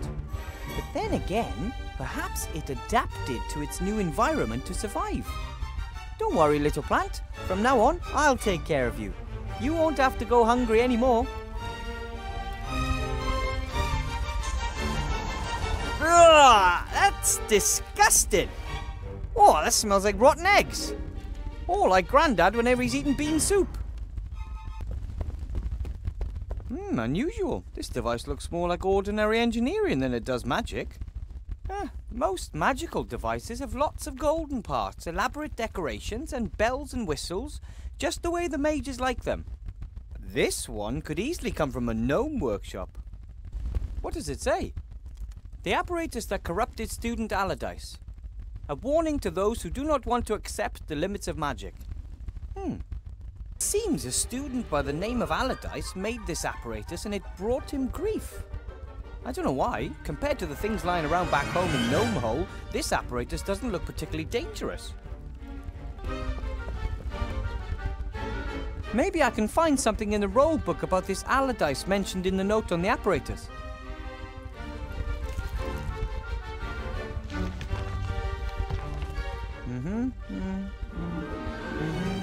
Here. Despite repeated warnings, young Allardyce continued his experiments on his fire maker. To my great regret, I must say that the device works. He demonstrated it to the staff. We had to have him committed to the asylum in Arkhamstone because of his delusions and insubordination. A wizard who invents a fire maker and then committed to an insane asylum by other wizards. I guess they didn't understand his new kind of magic back in their time, or they figured their monopoly was in danger. For a long time, wizards were the only ones allowed to make fire. Maybe I'll find another entry on Allardyce.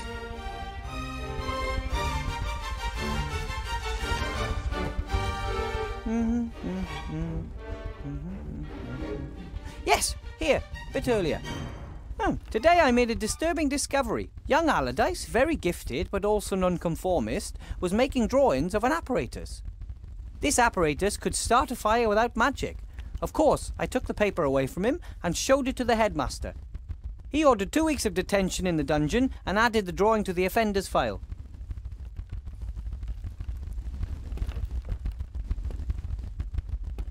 According to the register, this is supposed to be a fire maker. But nowadays, we just buy matches. But in Allardyce's time, I guess mages still play hardball defending their firelighting monopoly.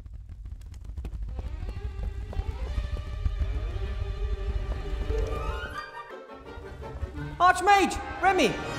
If it isn't our newest professor. How was your first class, Wilbur?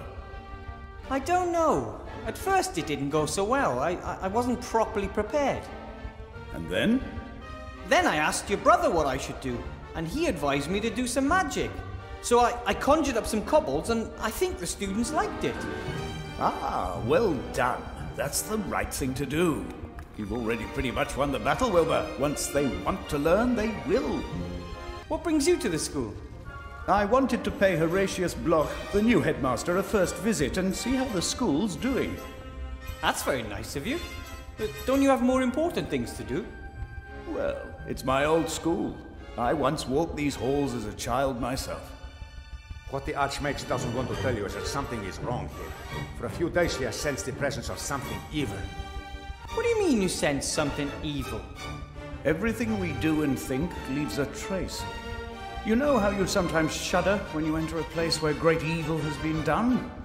Dark magic leaves a particularly strong trace, like a bad smell. And it smells like dark magic around here? I first felt it a few days ago. First in the lower town, then in the upper town, and now here at the school. Where did it come from? I mean, do you know who's responsible? I don't. The trace dissipates. There is too much wild magic in the air here at the school. We must keep our eyes open at all times. Good detective work will serve us better in this case than some hocus pocus. So what's he like, the new headmaster? He's no mage, that's for certain. He is an agent of the council leader. First and foremost, he is a reliable official with principles, Remy. The council leader of the merchants did appoint him, and he may advocate her policies. Yet I do not believe he will conspire against us. He is stern, but upright. Did you see the way he looked at me? Like I was vermin? No, I tell you. The council leader has hired him for one reason and one reason only. He is supposed to make life difficult for our Wilbur here. Am I being set up to fail so they can put the blame on you, Archmage? Ah, if that's their plan, then they have already lost. How's the campaign coming along? I hope we're winning. We're still in the lead. But our margin is shrinking. Van Buren's bigwig cronies are throwing tons of gold into her election campaign. How are things in the town? Have things calmed down? Not really. The barricades are getting higher and the camp is getting larger. People are getting impatient, and who could blame them? The war is over, yet everyone is doing worse and worse. But you're doing your best, Archmage. It takes time, Wilbur. The deeper the wounds, the longer they need to heal. And nothing causes deeper wounds than war. We must deliver results. Most still trust Alistair, but the mood could swing. Then we would not only lose the election, we would have a riot on our hands. The council chairman was here. She picked up her daughter from my class. Ah, terrible person.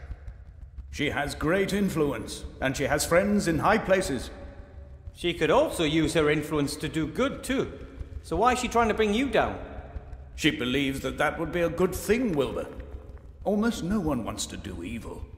There are just very different views on what is evil and what is good. I think I'll go see the headmaster. Goodbye, Archmage. Bye, Remy. Goodbye, Wilbur. Don't let them intimidate you. I'll do my best, and I won't give up. I know. You go on ahead, I'll be along in a minute. I want to talk to you in private, Wilbur. There are problems. That bit about dark magic all over the city does not sound good. It's not just that. I think the Archmage's life is in danger. What? There was an attack, or there may have been one. Alistair insists it was a coincidence, but how often do heavy gargoyles just break off the Mage Tower when he is standing below them? I have assigned as many rats as I can spare to guard him, but you must also keep your eyes open, Wilbur. Me? Not only is something going on in the city, something is happening in the school too. We need information. We need to find out who is behind all this. I hear Alistair's finally appointed you head of the Secret Service. From King of Thieves to High Public Office, eh? Absolutely. Made quite a stir. It is the first time a rat has ever officially held an official government position. More than a few are of the opinion that with so many humans out of work, rats should not receive any jobs at all. But nobody knows the city like you rats do. You really helped me out during my last adventure. You brought me potion ingredients and my fantastic magic wand. And you saved Timmy and my entire clan from starvation. We'll never forget that, Wilbur Weathervane. Timmy was a great help during my first lesson this morning. Yes, he has done well. He absolutely wants to be a mage, just like his role model. Just like the Archmage? No, just like the hero of the Black Tower. For Timmy and many others, you are one of the heroes who ended the war. Oh, me? Then it's best I talk to the headmaster and ask him what I should do for him. Whatever it is, just do it and act inconspicuous. But keep your eyes open for anything unusual while you do so. Well, things that look unusual even in an enchanted mage school. Got it. Why don't we meet down at the inn after work? Then we can exchange news. Oh, I just hope Headmaster Block doesn't keep me busy all night. You'll be fine. You defeated the Shadow Army, never forget that.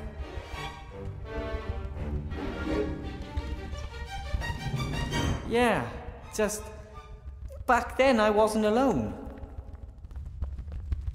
When I first arrived at the school a few days ago, I got a real fright when I first saw it. I mean, I knew about armor from books, but if you imagine that there's a real person inside, and has been for decades, ew. Maybe the tapestry shows who the knights served. I don't know much about these things, unfortunately. We didn't have knights in the White Ridge Mountains. Probably they sank in the snow. The tapestry's in a miserable condition, like everything here. The colours are faded and... hey, there's even a loose thread.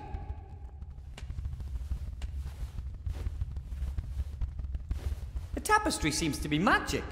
At first the thread was very short, but now it's at least 4 paces long.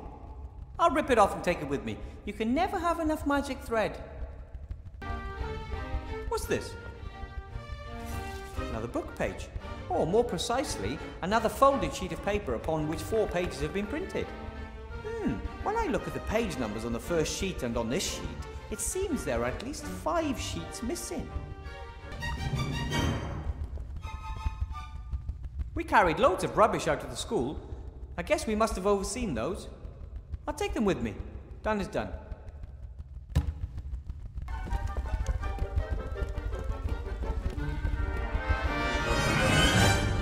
What's this? A gift?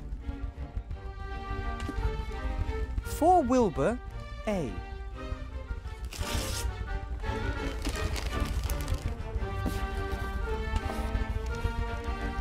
Wow! That's... what is it? I'm a magic slate. A talking slate? I can speak, write, draw, calculate, sing, write poetry, and vibrate. And answer almost any question. Wow! Can you be used to play games which appear to be free at first glance, but in the long term empty your pocket and leave you destitute? No.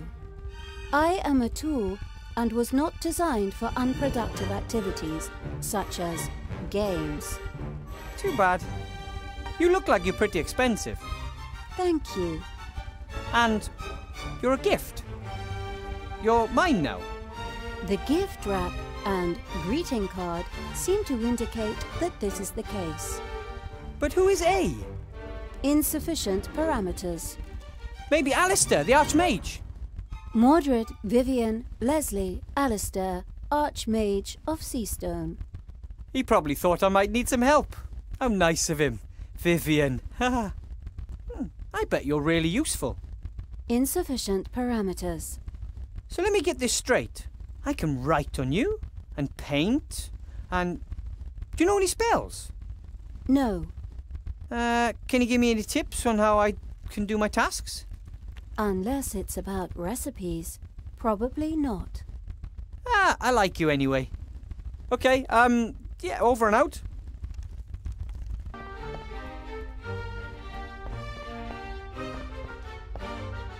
Headmaster Block.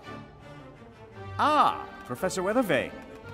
There you are at last. I have some tasks for you.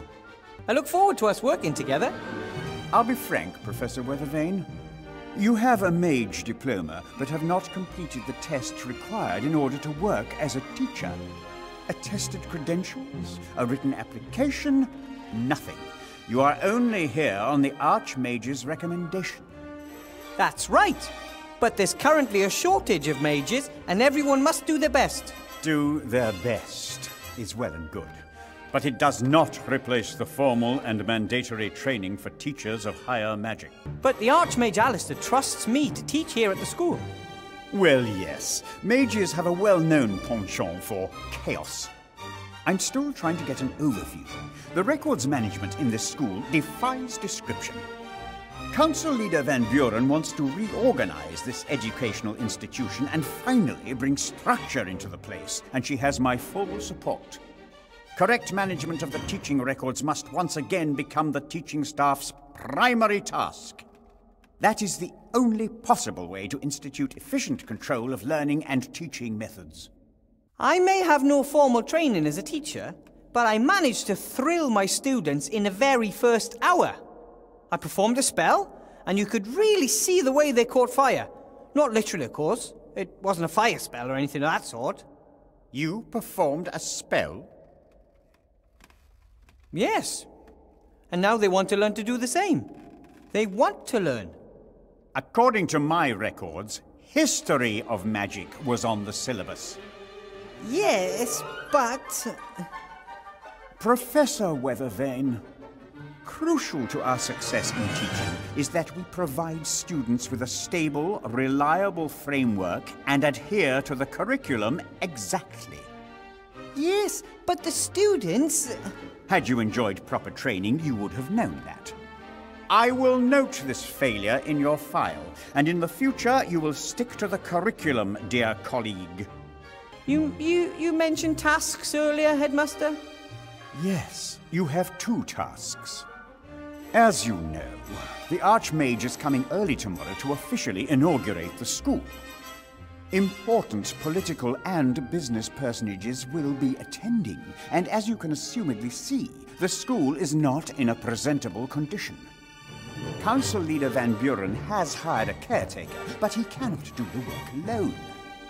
Your tasks are to help him clean the floor in the entrance hall and remove the cobwebs by tomorrow.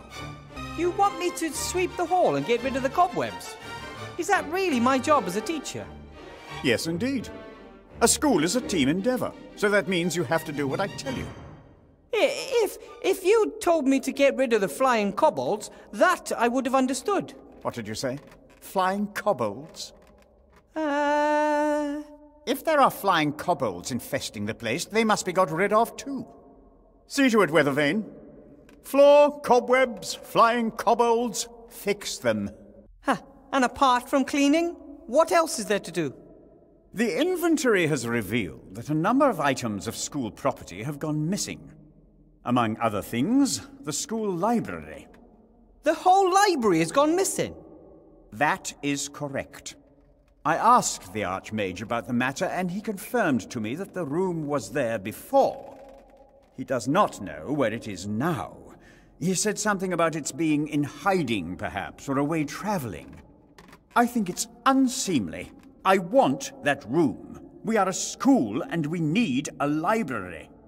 Agreed. But where should I start looking? That I cannot tell you. You are the mage. You support the council leader in the election, right? Indeed I do. We need to build up an extensive bureaucracy and boost the economy as quickly as possible. To me, the council leader appears to be a more logical choice than a mage. But do not worry, Weathervane. I don't blame you for your political naivete. As a school headmaster, I am neutral and always act according to school rules. And of course, political influence in schools is prohibited. Tell that to Council Leader Van Buren. What's that? Oh, it's one of the campaign brochures the council leader put in my classroom. I'll take care of it. You ask a lot. I don't know if I can get all this done by tomorrow morning. By tomorrow morning? You have until 72 o'clock. 72 o'clock? I have developed my own efficient metric system of measuring time. A day has 100 hours, consisting of 100 minutes, with 100 seconds each. Everything else is too confusing. So, I don't even have until tomorrow morning? For a properly qualified teacher, even the impossible poses no problem. Or should I note in your file that you do not feel up to the tasks assigned you? No, I'll do it. Very good. And then you can call it a day and prepare tomorrow's lessons. One thing's clear. Headmaster Block wants me to fail, but I won't disappoint the Archmage. And secondly, I like this school. And a school library would be great for the students. And third, the work the headmaster has given me is the perfect opportunity to keep my eyes open for Remy.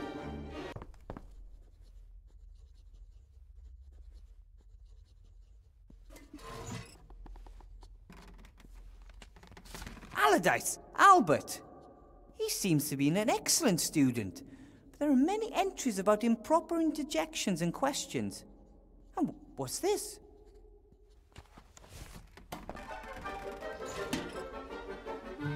A fire maker is an amazing piece of engineering. You fill it with flammable gas, which is then ignited using complicated technology. Why work when you can do magic? The automation spell. Excuse me, Headmaster Block. Yes? Why do so many of the notes on your desk have a small hole in the middle? That's airmail. You spike the message on the beak of a homing pigeon. Not an optimal method. First, one obviously has a hole in the paper, and secondly, the pigeons are constantly flying into cliffs. I think there's a simpler solution. And that would be? You could simply write the letters directly onto the pigeons themselves. As long as the pigeons are white and the ink black, the text should be clearly visible. Not a bad idea at all. But it would make the archiving more difficult. Records seem to be very important to you. Order is very important. Records are a tool to that end. I have a loose-leaf binder for spells. Commendable. Maybe you can do something with this, then. There is no room for a spell in my files. Archive it, Mr. Weathervane. Gladly. A spell? Someone has written a note in the margin. Headmaster Pinkerton, the spell is currently circulating throughout the school. It opens tabs, knots, loops, and the like.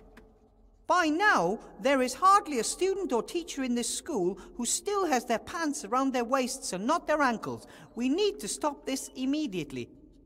It seems magic isn't always limited to serious things. It says, Fireplace Travel Network Map. It shows a lot of fat black dots connected by lines. Above each of the dots is a name: Seastone, Mage Tower, Entrance Hall, Coaching Inn, Fox's Den, and many more. 3 animal symbols are located beneath each of the dots. I've heard about this. Wizards use a powder to travel through the fire in one fireplace to the fire in another. Of course, this doesn't just work with any fireplace. It must be on the Fireplace Travel Network, and this plan shows which fireplaces are connected to which. One of the dots is circled in black ink. Seastone, Mage School, Staff Room, that's this fireplace. A few lines lead away from the... Oh, there seems to be 2 other fireplaces here in the building itself. Seastone, Mage School, Astronomicon, and...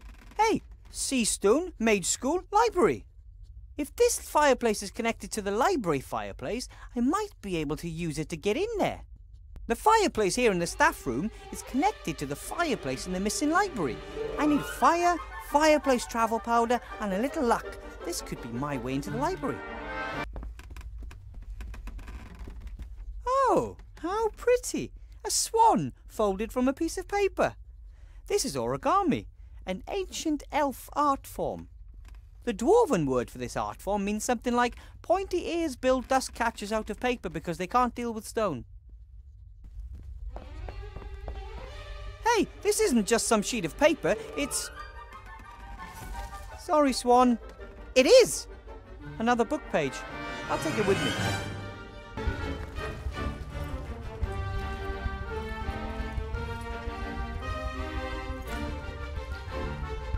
Whoa, the new Caretaker Troll.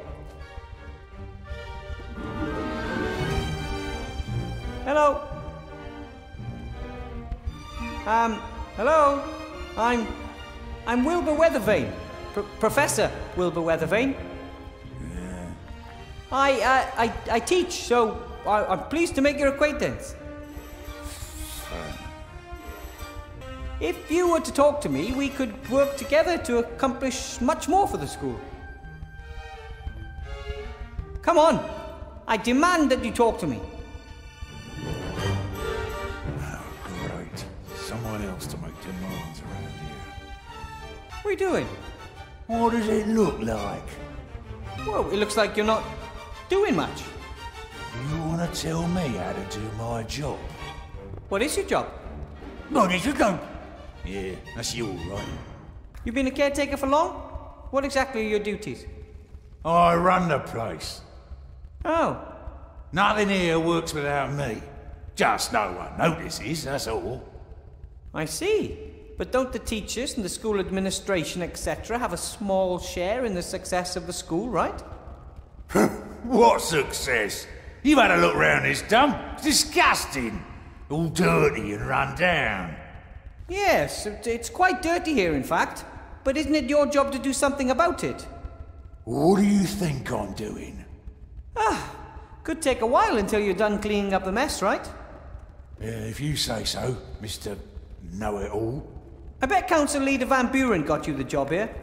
Of course. She wanted the best. Oh, great.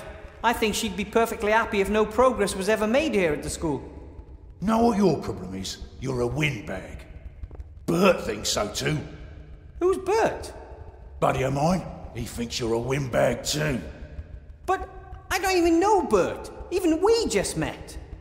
So you're saying I'm lying? That's exactly what Bert, me and the others hate about you. There is no Bert.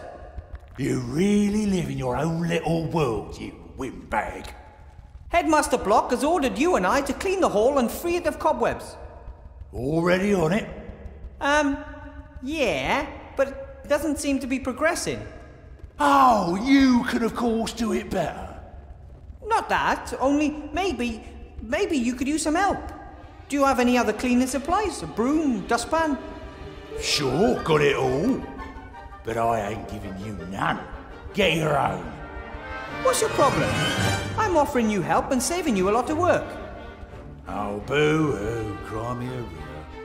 Look, you were told to clean the entrance hall, I was told to clean the entrance hall. If we work together, it will be faster for both of us. Don't you get it? Sure, Professor Brain should know. The rest of us are idiots.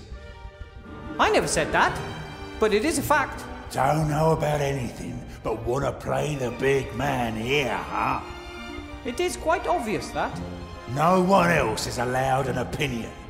We had that here before, you know. Rotten fascist. I don't want to fight with you. Your parents are siblings. Yeah, all three of them. Come on, seriously. I could really use your help. Please. Can't cope with your life, huh? And now you want me to fix it for you, just like always. You've never helped me. We don't even know each other. Oh, the fine gentleman considers himself something better now, and suddenly doesn't know us anymore. I'm slowly beginning to believe you actually find it funny to wind me up. Everyone hates me because I'm so cool. I'm sure they don't. Yes, they do. People say that I'm arrogant. But how should they know? I wouldn't give them time of day. And you know what beats everything? No? A hammer! Ha ha! Idiot. I'm keeping an eye open for a friend. So please let me know if anything unusual happens in the school. Well, you know, if for example someone's wandering around the school who has no business here, or if things disappear, or, you know, things like that. There was a penny stuck in the door. You what? There was a penny stuck in the door. Wouldn't open. Ah, that's probably not important. Did you put the penny in there? Me? No. If I find a coin in there, I'm taking you down. It was nice talking to you. I really don't understand why so many people don't want to talk to trolls. Arseholes, the lot of them. They don't want us to speak our minds. And I think that's wrong. That's why I let you. Yeah, but then you run down everything I say. Who made you sheriff here? This school is going downhill and has been for a long time. Ever since you and a few others came here, there's been nothing but stress. Hang on a minute. Isn't this your first day? Didn't used to be that way. But now everything has to be politically correct, or you get silenced immediately. Yeah, well, goodbye. Why have you always got to be in my face? Headmaster Block wants to get rid of the kobolds. Didn't tell me. But he did tell me, and I want you to help me. Want whatever you want. Why are you like that? Like what? So unfriendly, destructive, and such an arse. Troll's troll. I know why you don't want to help. You can't. You're neither smart enough nor fast enough to catch the kobold. I can do anything better than you can, that's for sure. But I don't have to prove anything to you. Never mind. I like the kobolds. To be honest, I'm actually even proud of them. Yeah, I've seen better. Yeah, however, it would make me really angry if someone scared the kobolds off. Huh? You talking to me? Things can't go on like this. Is that all you want? Just to be a right pain in the arse all your life? Someone who just annoys others without ever lifting a finger? Blah, blah, blah, blah, blah. What is it? Finally notice your own stupidity? You... Want to apologise? Ha! Loser. That was a waste. A lever. No idea what it does.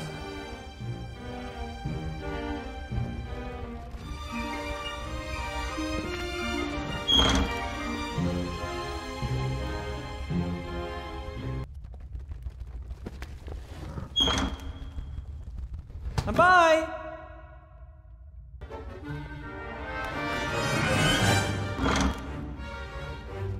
That's it! I locked him out! Oi! Stop that! He kissed the picture of the princess. Probably better if I put the book in a safe place. Maybe I can lure him into a trap. Hey, look! That book!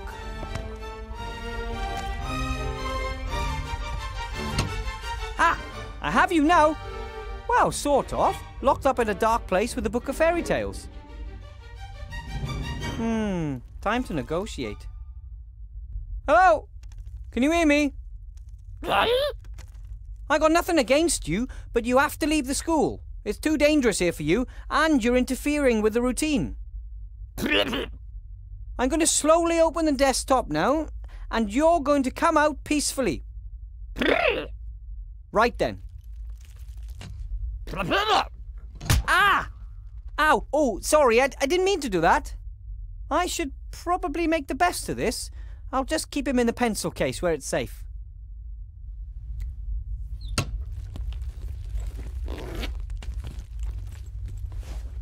Oh, I think he's woken up, and he's looking for trouble. If I put a coin into the gap in the door on the same side as the hinges, the door won't open anymore. Done, and the caretaker never twigged.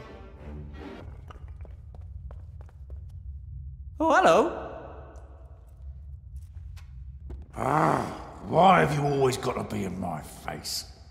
I think there's a coin stuck in the door. Can't open it anymore. Did you stick a coin in there? No. I hate it when the doors get blocked.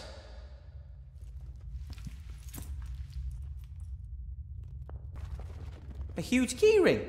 Must be the keys to the school. Quick now. Omnia nunc aperero. Ha ha, he didn't twig.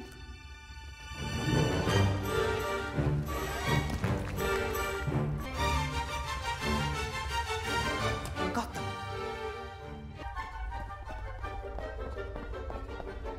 One of these keys is broken. Ah, there we go.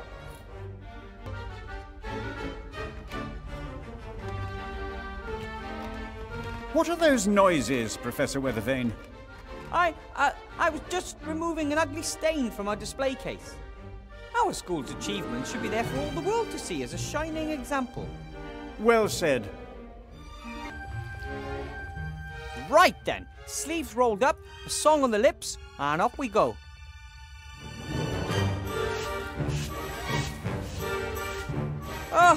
Oh, who am I trying to fool? The dirt is rock hard and impossible to shift, and the broom's too big for me, and the hole's huge, and I hate cleaning. It'd take me hours to get this done. There must be a better way. Let's see. Why work when you can do magic?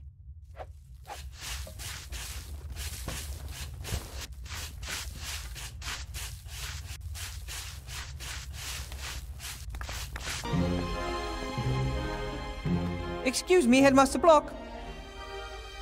Yes? All kobolds have been driven off, as far as I can tell. Good job, then. How did the vermin actually get in here? Maybe they're in town on business and got lost? Some joker must have summoned them. Or the Archmage. Probably wants me to look bad in my new job.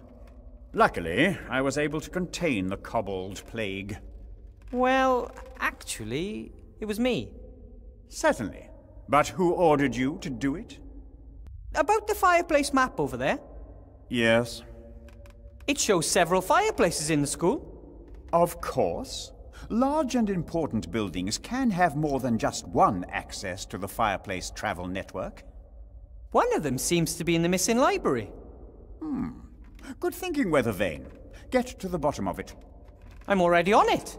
But even if the fireplace was still reachable, don't you need a special magic powder to use the network? True.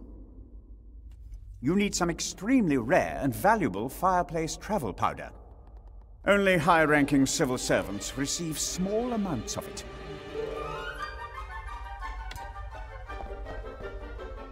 Thank you. Weathervane, aren't you listening? Only high-ranking civil servants get some for personal use. But I thought I was supposed to find the missing library. Of course, but without wasting my Fireplace travel powder, thank you very much. I don't know how to get into the missing library without your Fireplace travel powder. That's your problem. I assign tasks, you complete them. Or at least try. Haha, time for a little distraction. Hopefully this will get Blocky's attention.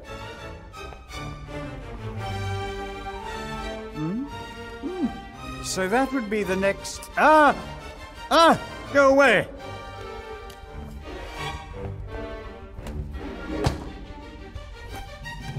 Did you see that weather? Unbelievable! The things one must put up with here. Appalling, Headmaster.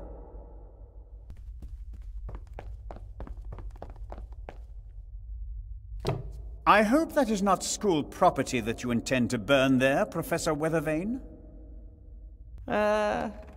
No. No? Well... Is it school property or not? It's just a few old boards. From the school here? Yes, but you should have thrown them away. You should have thrown them away, but you didn't do so. I thought to myself, why throw away the boards and waste expensive firewood? Why unnecessarily burden school finances? Good thinking, Professor Weathervane. Carry on. Wowzers! Even outside the classroom, this job is more complicated than I first thought. I don't need the empty carton anymore. Paper, wood. Now the only thing missing is fire. Do you by any chance have a match, Headmaster Block? You are a trained mage, Professor. The fire spell is part of your basic training. Yes, of course. Or were there some gaps in your education about which I should be informed? No, everything's fine. I'll just go get my wand. Crap! I've no idea how to conjure up fire. He's already done with the floor. At least, I'd call it clean enough. If it were any more clean, it would just point out how dirty everything else is. Okay, Broom, you can stop. Broom! That's it. Hey, stop! Stop, I said! Oh, I may have a little problem. There has to be a way. By the powers of magic manifested in me, I command you, stop! Please. Nothing. Birds are flying and toads are leaping. Now is when the broom stops sweeping. Shazam! I should have known. After all, I'm not a witch. Maximus Dominum Brumas Prohibere! Brumanus eon domus comicus victorus! Nothing. Maybe I'd have more success if I didn't make stuff up. You've won. For the moment. But don't you get too cocky, because I'll be back after I find some help. A little ash, but also some unburned waste. Here's a sheet of paper. Another book page. I'll take it with me. This is my contract, signed by the Archmage. I'm the first teacher in the School of Witchcraft and Wizardry. At least the first since the school reappeared.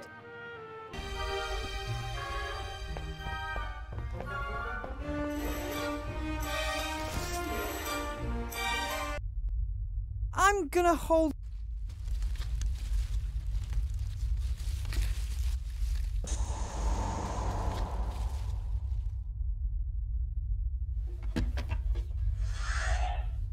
Got it.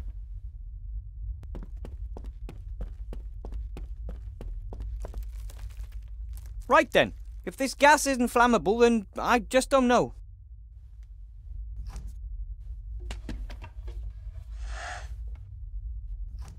Done! The machine is refueled. Here we go. Eureka! Who am I talking to? There's no one here. I'll tear a sheet from the notepad into strips. They should do to get the fire to the fireplace. Let's give it a try. Now, hurry!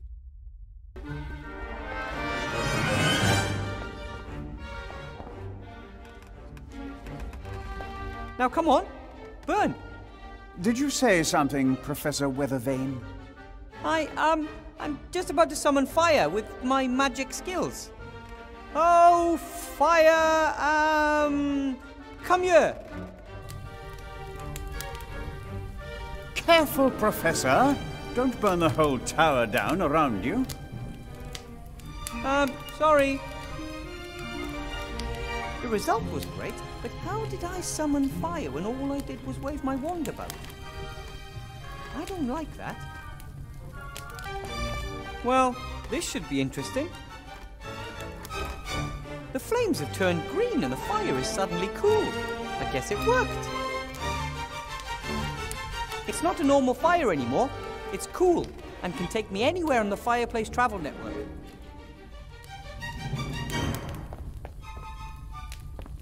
I guess I just have to think of the symbols that are painted on the plan next to the library fireplace. Owl, worm, and rat. Owl, worm, and rat.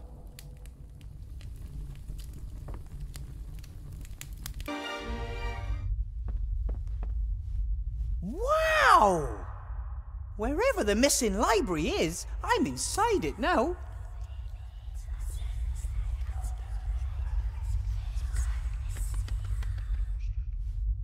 Huh? Hello?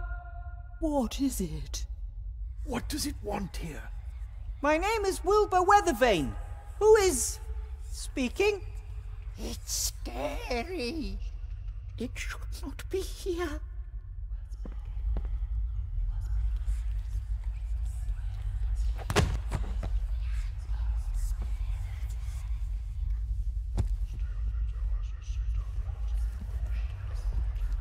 What the? It's trying to break loose. Help! It has awakened. What does it want? Who are you? We are books, so, Yes, books. That is the word. And you're alive? That is none of your business. What happened? I found the library and I heard noises. I guess that was probably you. The book is more powerful than the thingy. What's it called again? You know, for writing. Right. The book is mightier than the thingy. Okay, sure. Would you mind letting me get up? It's pretty uncomfortable here. Haha, never. But at some point you'll have to let me get up. Is that possible? What? That we, sooner or later, have to let him get up? No idea. The answer to your question is, Okay. Okay, I'll just lie here for now. Ha! Exactly. Like, So, the missing library's your home? It, isn't missing. It was here the whole time. Well, for the rest of us out there, it wasn't there. Out there? You know, in the school. Shoe? You know anything about them? You wear them on your feet. So you mean your feet thought the thing here had disappeared? I'm not being funny, but you seem to be pretty confused to me. Confused? Ha! We are, we're books. We know everything. All right then. So come on, tell me. What type of books are you? Well, me? Well, I'm a big, philosophy book. And my comrade here is, thingy. I am you write words in it and explain them. Hey, yeah, a written word explanation book. There's something pretty weird here. How about we try and figure out what's going on here? What do you reckon? You can't trust it. We don't know what it is. It is not a book. I say we throw it out the window so that its leaves are scattered to the four winds. I think you're right. It has its own thoughts, and that is not a good thing. I think. Well, I think you're getting a little bit carried away with yourselves. Careful! It's tearing itself loose! It's coming right for us! What a monster! Look you, I won't hurt you, but something really weird is going on here. And I am not gonna let you throw me out the window. Make it go away! We don't like it! We know it not! It scares us! Nasty hobbit! If it weren't so scary here, the library could be a really nice place. I think it once was. You don't see doilies anywhere else in the school.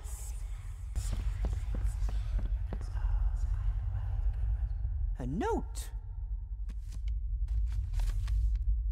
This is a spell. I think it's even... Yes! The fire spell! The most important spell of all to a mage! I finally have it!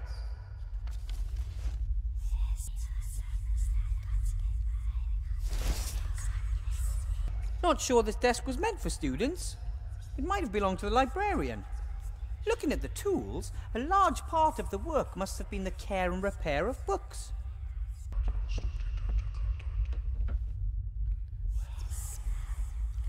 Another book page. I'll take it with me. Oh, this book is in worse than poor condition. The glue has given up the ghost and now several pages are missing. Here's one of the pages. I'll take it with me. If I could repair the book, that might convince the other books that I mean them no harm. I would have to sew the missing pages together and then glue them to the book spine. Dum-de-doodle-oo. Huh? Do you know anything about book repair? I know everything. You have to sew the pages together, right? A few at a time. Correct. The so-called quires. And these quires are then glued to the book? Correct. For which you need wheat starch paste. I don't have any of that. Alternatively, alchemically manufactured adhesives or some natural products, such as troll snot, can be used. Troll snot? Correct. Troll snot forms the basis of many industrial adhesives. Thank you for this valuable and somewhat disgusting information. Cheers.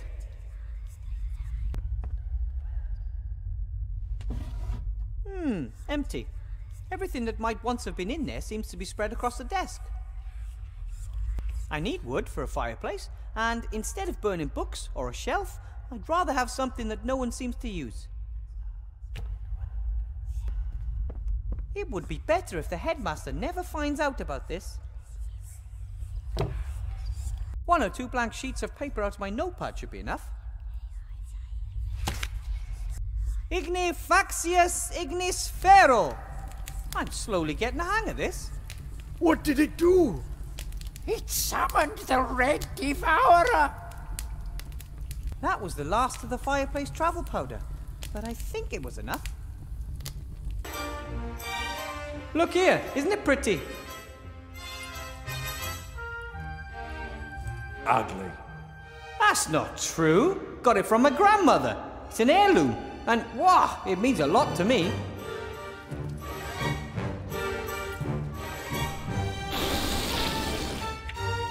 Thank you for showing it to me. Ha ha! I tricked you. I wanted your snot in the cloth. Oh, wow. You're so great. Snot. No, you.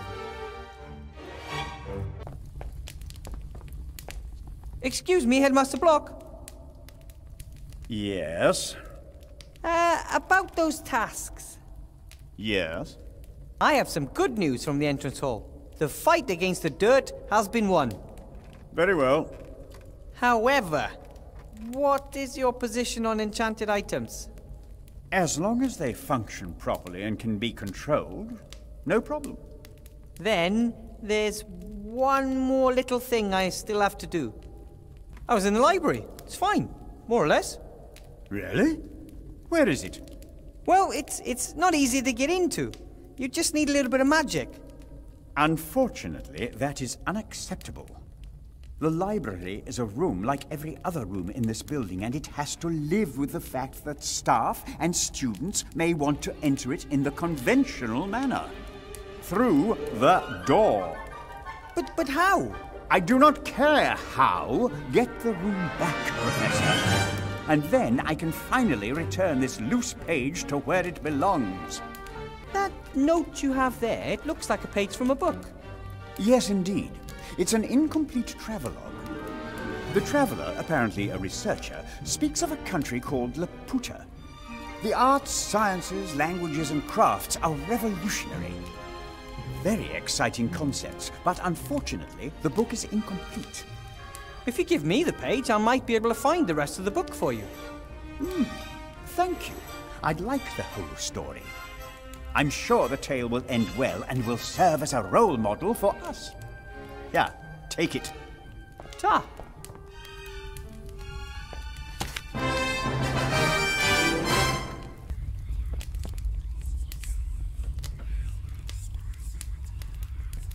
I could pull the thread through the hook at the end of the bone and use it as a kind of a needle. It worked! And I can even sew! Mum showed me while Dad was teaching Sydney how to weld. All right! Now I'll sew the 7 together. Done! A beautiful new quire for a book. It's better to use the glue with the spine. Otherwise I'd make a gross sticky mess. All right, I'll smear a little troll snot along the spine. Ugh. And then I'll carefully glue the quire in. Done! As good as new.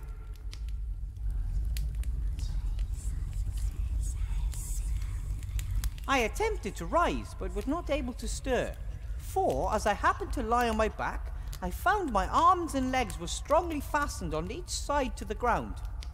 The same was the case with my very long and thick hair. I likewise felt several slender ligatures across my body, from my armpits to my thighs. I could only look upwards. The sun began to grow hot, and the light offended my eyes.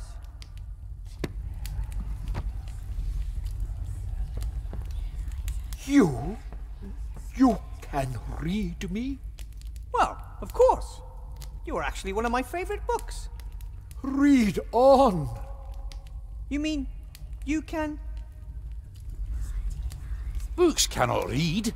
We have to be read. When no one reads us, our stories fade and we forget who we are. Oh, that is so sad. I would love to help you all, but I've so much to do and I can't possibly read you all. Reading books is ancient magic. You can travel to foreign places, the past and the future. What does that mean? There's always time for a good book. Well, okay then. Who wants to go first? Me, pick me.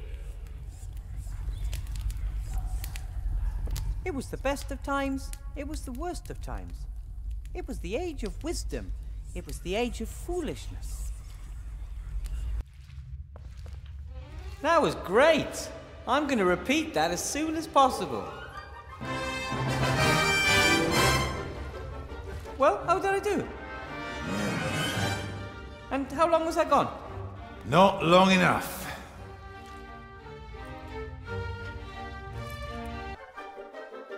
Wow!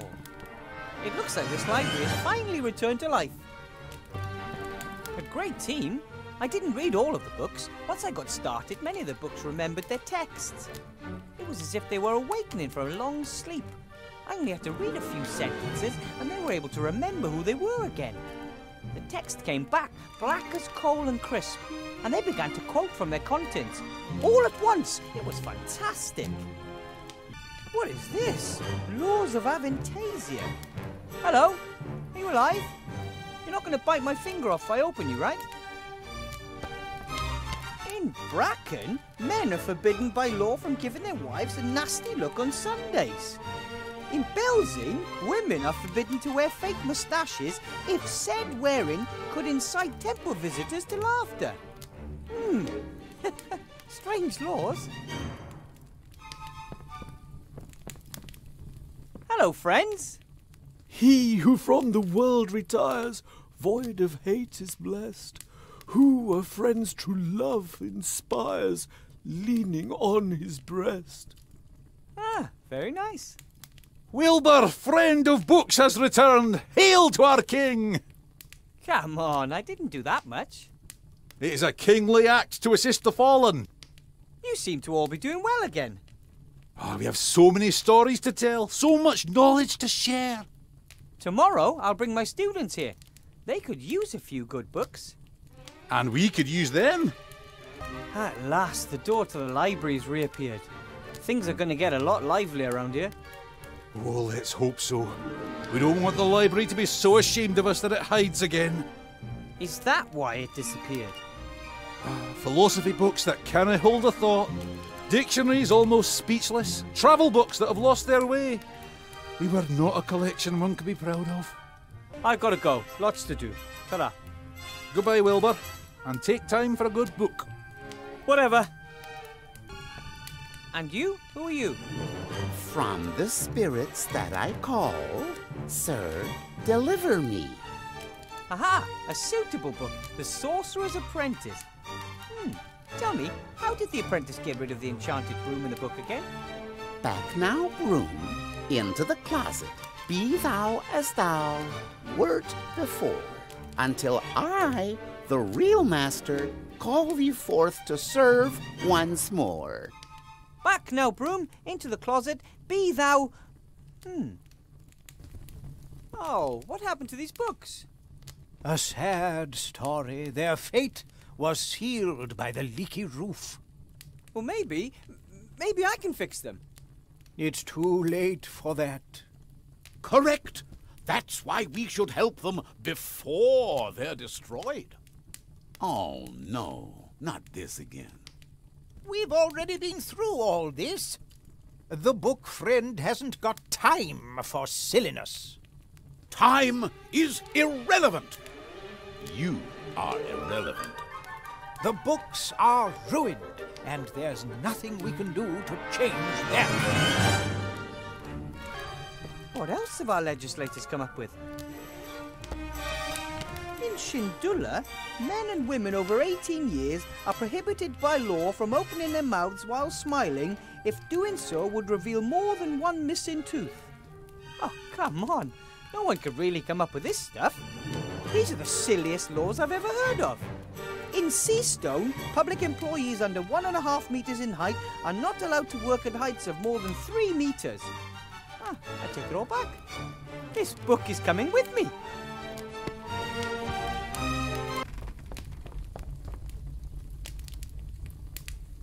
Headmaster, have a look at this. What do you have? Heaps of old laws and regulations. Indeed. Fantastic. Do you think they're still valid? But of course.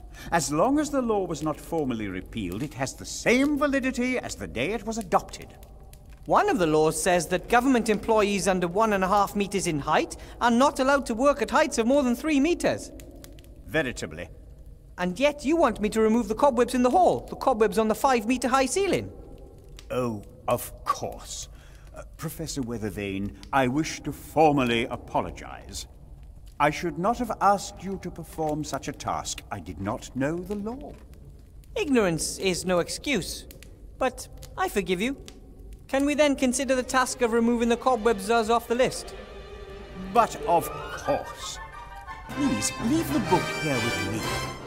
An old code of laws can be of great help in building a new order. There has to be a way. Back now, broom, into the closet. Be thou as thou wert before. Oi, I said into the closet. Ah, well, at least that nightmare is over and the entrance hall is swept. Now I can go see Headmaster Block. It seems to be back to normal. The magical interlude doesn't seem to have left any scars.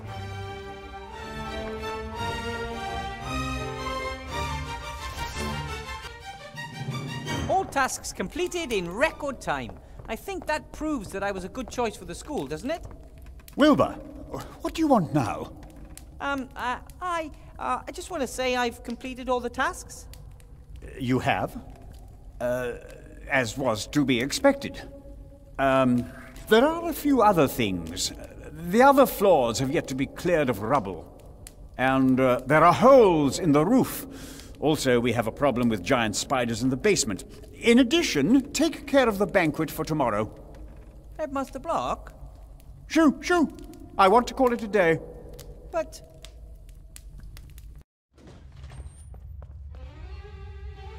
it's impossible for me to finish by tomorrow. Impossible? Impossible? I thought nothing was impossible for Mr. Gnome. You and the council leader, you two will never get away with this. All floors, the roof, the basement, and the food before tomorrow morning. You come up with a way to get it done. What do you say to that?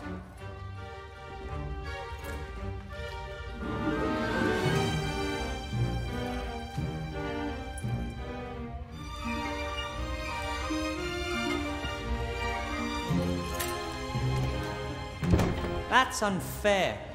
Nobody could do all these tasks alone. I don't even need to try. I'd best go into town and talk to Remy in the inn. Maybe he'll know what to do. Hello?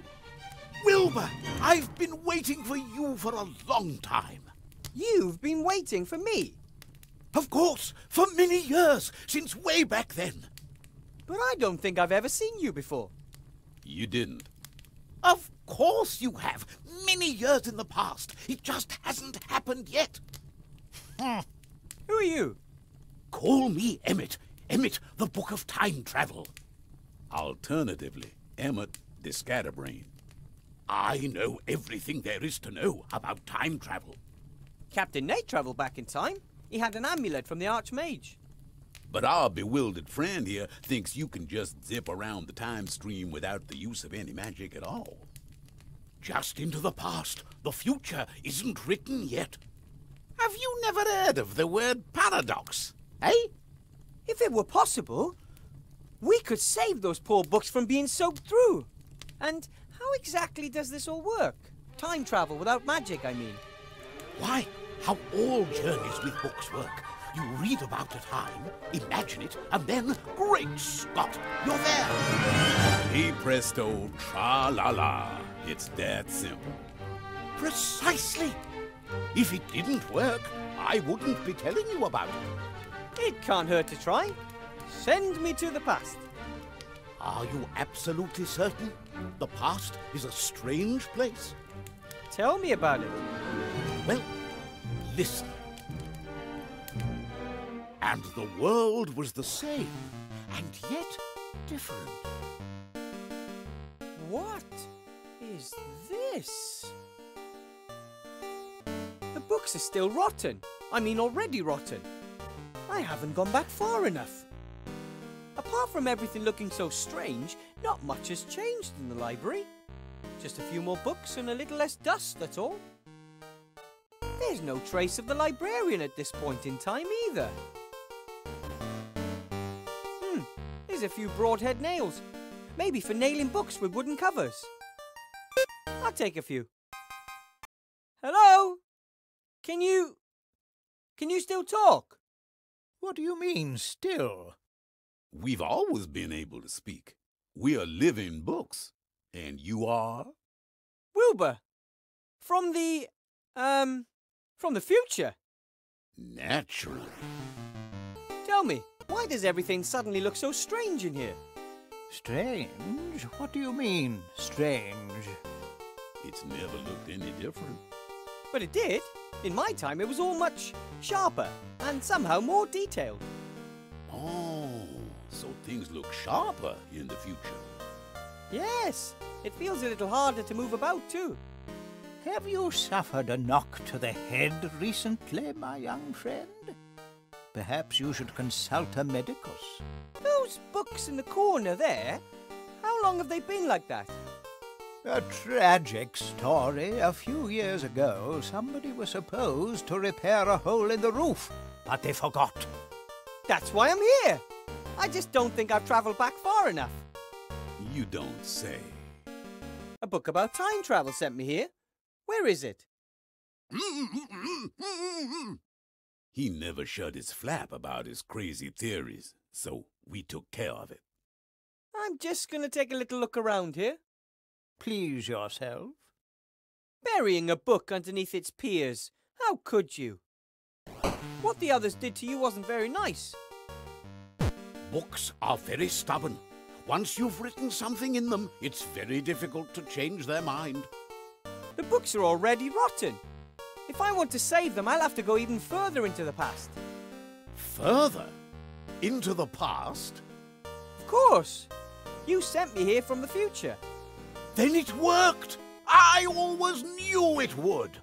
Send me a few more years into the past. Please. How do I do that? Well, you tell me about the past, and I imagine exactly what it was like. I see. All right, then. A few years ago, things were very different around here.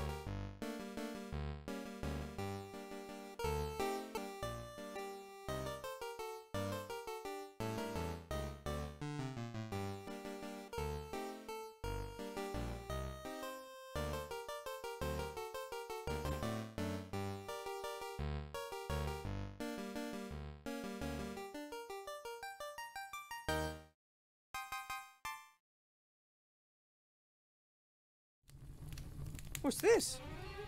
Dear Wilbur. Hey, a message from the time travel book. Shortly after you travelled back to your time, I left the library. There's a lot out there to discover. Time travel must be possible, even without magic and outside of a magical library. Don't you agree? I want to thank you for everything, book friend, for saving those curmudgeonly old books. Above all, for giving me a topic, nay, even more, a passion. Take this gift as thanks. May it always keep your clever head dry. Wow! What a stylish hat! Something's weird here. No one could finish all those tasks by tomorrow. Doodaloo, doodaloo. Huh? Dum-de-doodaloo. Yes? That is not correct. What do you mean? The tasks could be completed. Yeah, by any real mage professor. No, most mages do not enjoy physical work at all. They let others do the work. But I don't have the gold to pay an army of craftsmen. For centuries, mages have relied on golems for help. They are strong, work without breaks, and need no pay. Ah, that sounds interesting. But I think I'm going to talk to Remy at the inn first.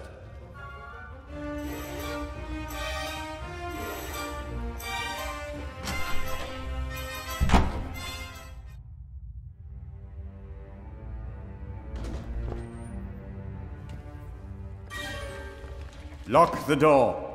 Very well, Headmaster Block.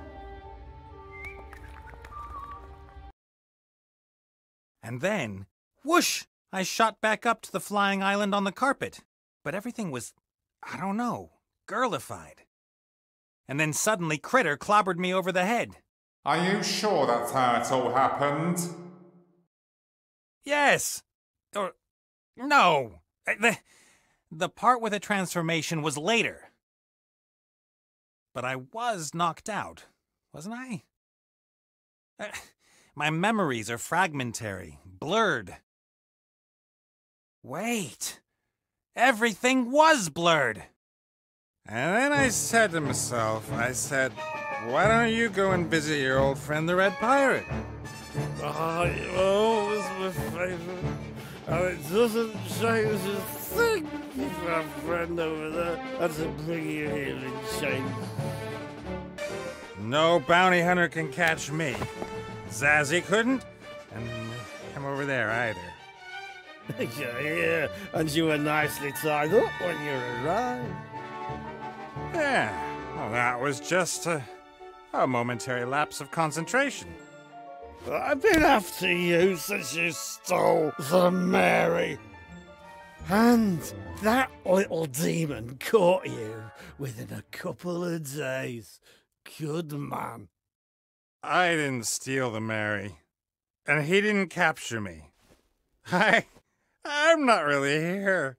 You've got even more pretty things here than before, back then. My magical artifacts are like my children? Treasures.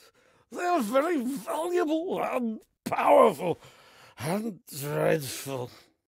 Where have all the guards got to? Shouldn't all this here be guarded? Bah! What about the artifact of divine fate? I don't have that yet, and I want it.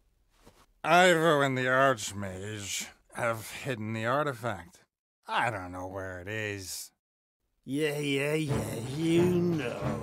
'Cause if you don't, I could have you thrown off the island straight away. I'm all right then. I know. I'll tell you if you let me go with 4 chests of gold. I've got a better idea. I let you live. Oh, no, let's see. I grant you a quick death if you tell me where it is. If that's your bestest offer, it's time for a quick getaway.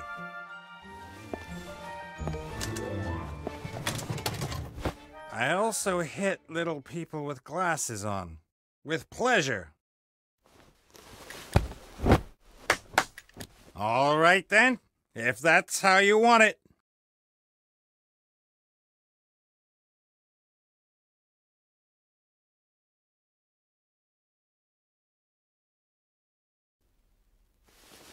Ugh.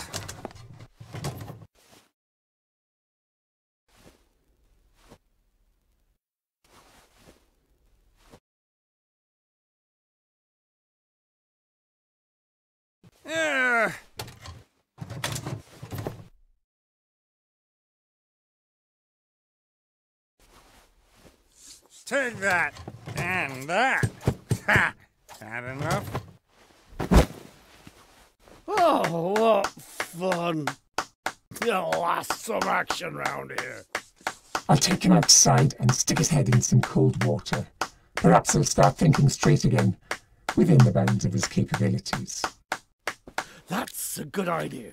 And once we're sober, we can get drunk again.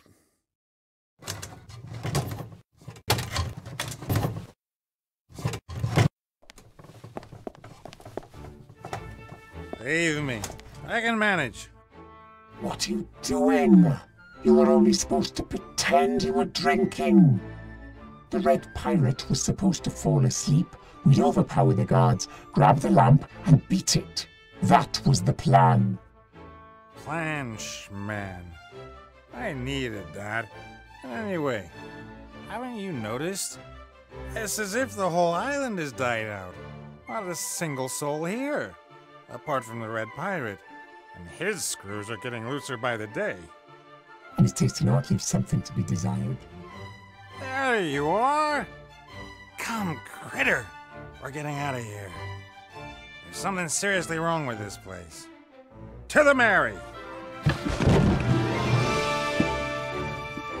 Ow.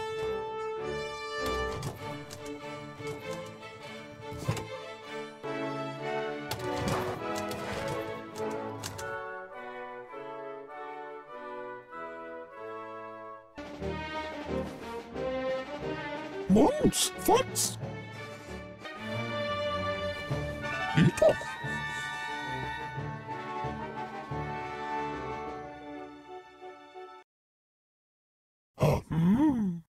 Not the X.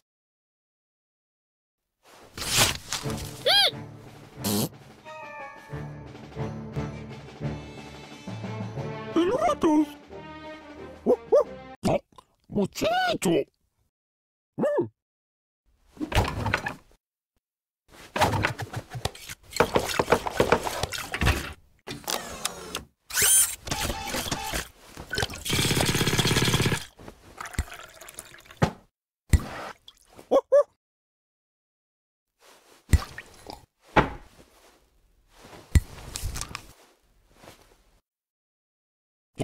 Bronzala Mary.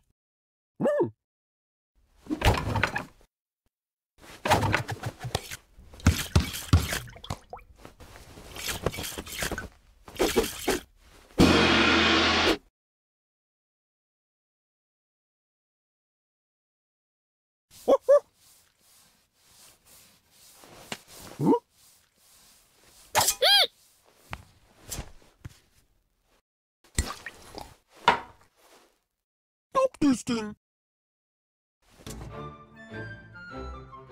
Not the X. Huh? Hangover healer. Milk, peppermint, and salt. A barkeeper's worst nightmare destroys hours of good work in seconds. Good idea. Nuts.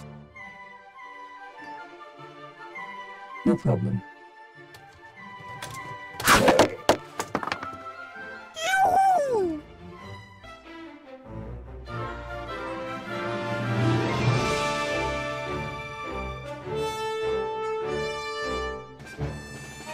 Sing.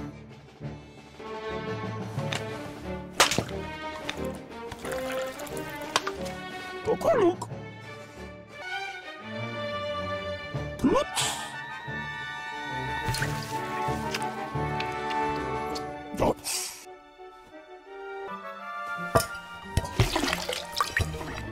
Puzzure, Luca.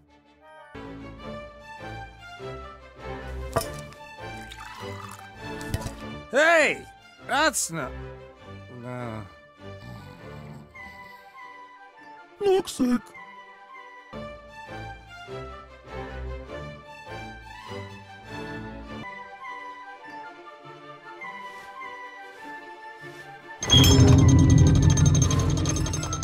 Nox, swine. Gonzalo, ooh.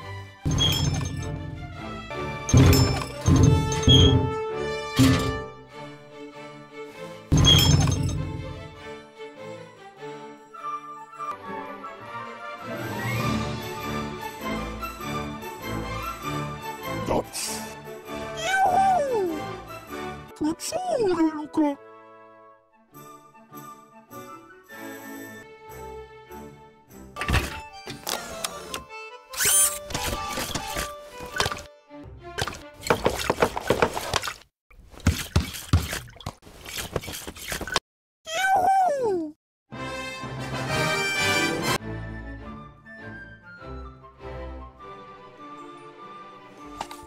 What? No. What the? It tastes like. And it's also driven away that lovely drunkenness. Finally. Can you get the lamp now? Cool suit. Make it yourself? You don't know anything about engineering. I don't know anything about small talk. Let's leave it at that. All right then. What was the plan again? You were going to put the Red Pirate and the Palace Guard out of action. Check. Well, apart from the ape. But as soon as it's out of the way, I come in and get the lamp. And you're really going to come in through the crystal dome without Red noticing? Swift and silent. No problem. He has some really powerful artifacts in there. If he catches us... You just take care of the monkey. I'll take care of the rest. Stop keeping me from my work, you little chatterbox.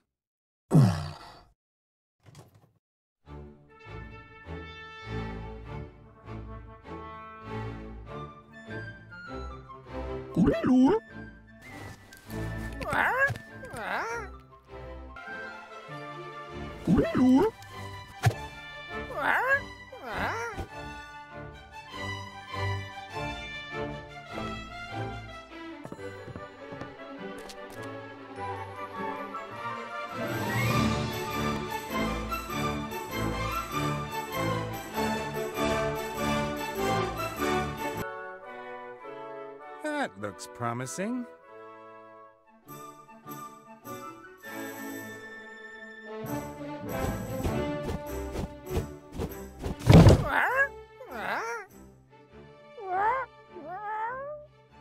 Good night, Gracie. Fezzes are cool.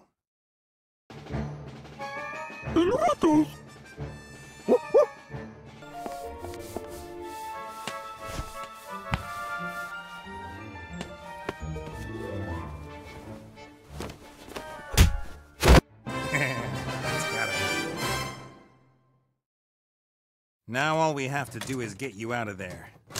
That's my job. Right. How long will it take? In the meantime, I could... What were you saying? And that's why you should always have a reliable partner. It was nothing, really. Oh, I wasn't talking to you. Now let's get out of here. Get ready for the big show, critter.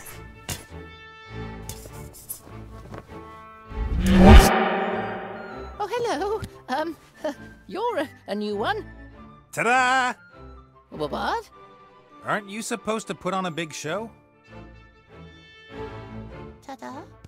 Good grief. I always thought djinns were godlike super magicians with healthy egos. Oh, yeah, they're great. But aren't you a djinn too? Oh, well, yes, that's true, of course. I mean, not that you aren't great. I just thought you'd be bigger. My brothers are all bigger. They serve the most powerful rulers in the universe. Me, you know, they sent me here to practice. They said no one in this strange old world would really notice if I screwed things up. Nate's the name, but you can call me Master Nate. What's yours? Benjamin bin Nabil Tafik bin Ekrem Kamal bin Abbas ibn Hadshi. I'll call you Benny. As you're a djinn, you have to grant me 3 wishes, right? Of course. Yes, sure. But it would be nice if, well, can we agree on 3 small wishes?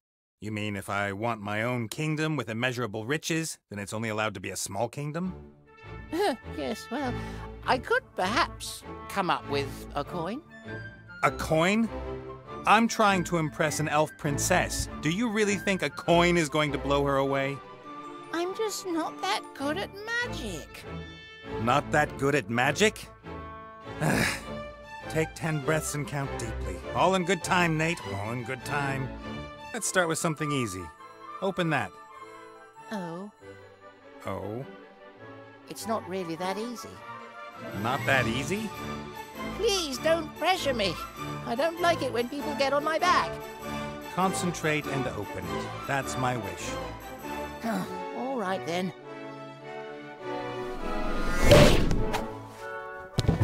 I did it! Did you see that? The padlock. You're supposed to open the padlock. But that's a magic padlock. I can't do that. Benny, now. But what if I do something wrong? Benny, angry pirate and angry bounty hunter. You'll only end up having a go at me again. There's no time for discussion. Open the padlock, now. Is that your second wish? My second? Yes, that's my second wish. Let it all out, Benny. It's you against the padlock. Well, all right then.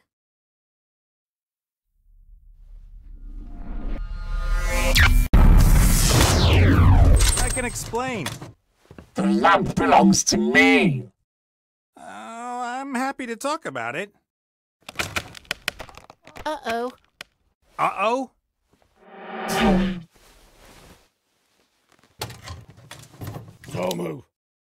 I wish I could comply to your request. Really.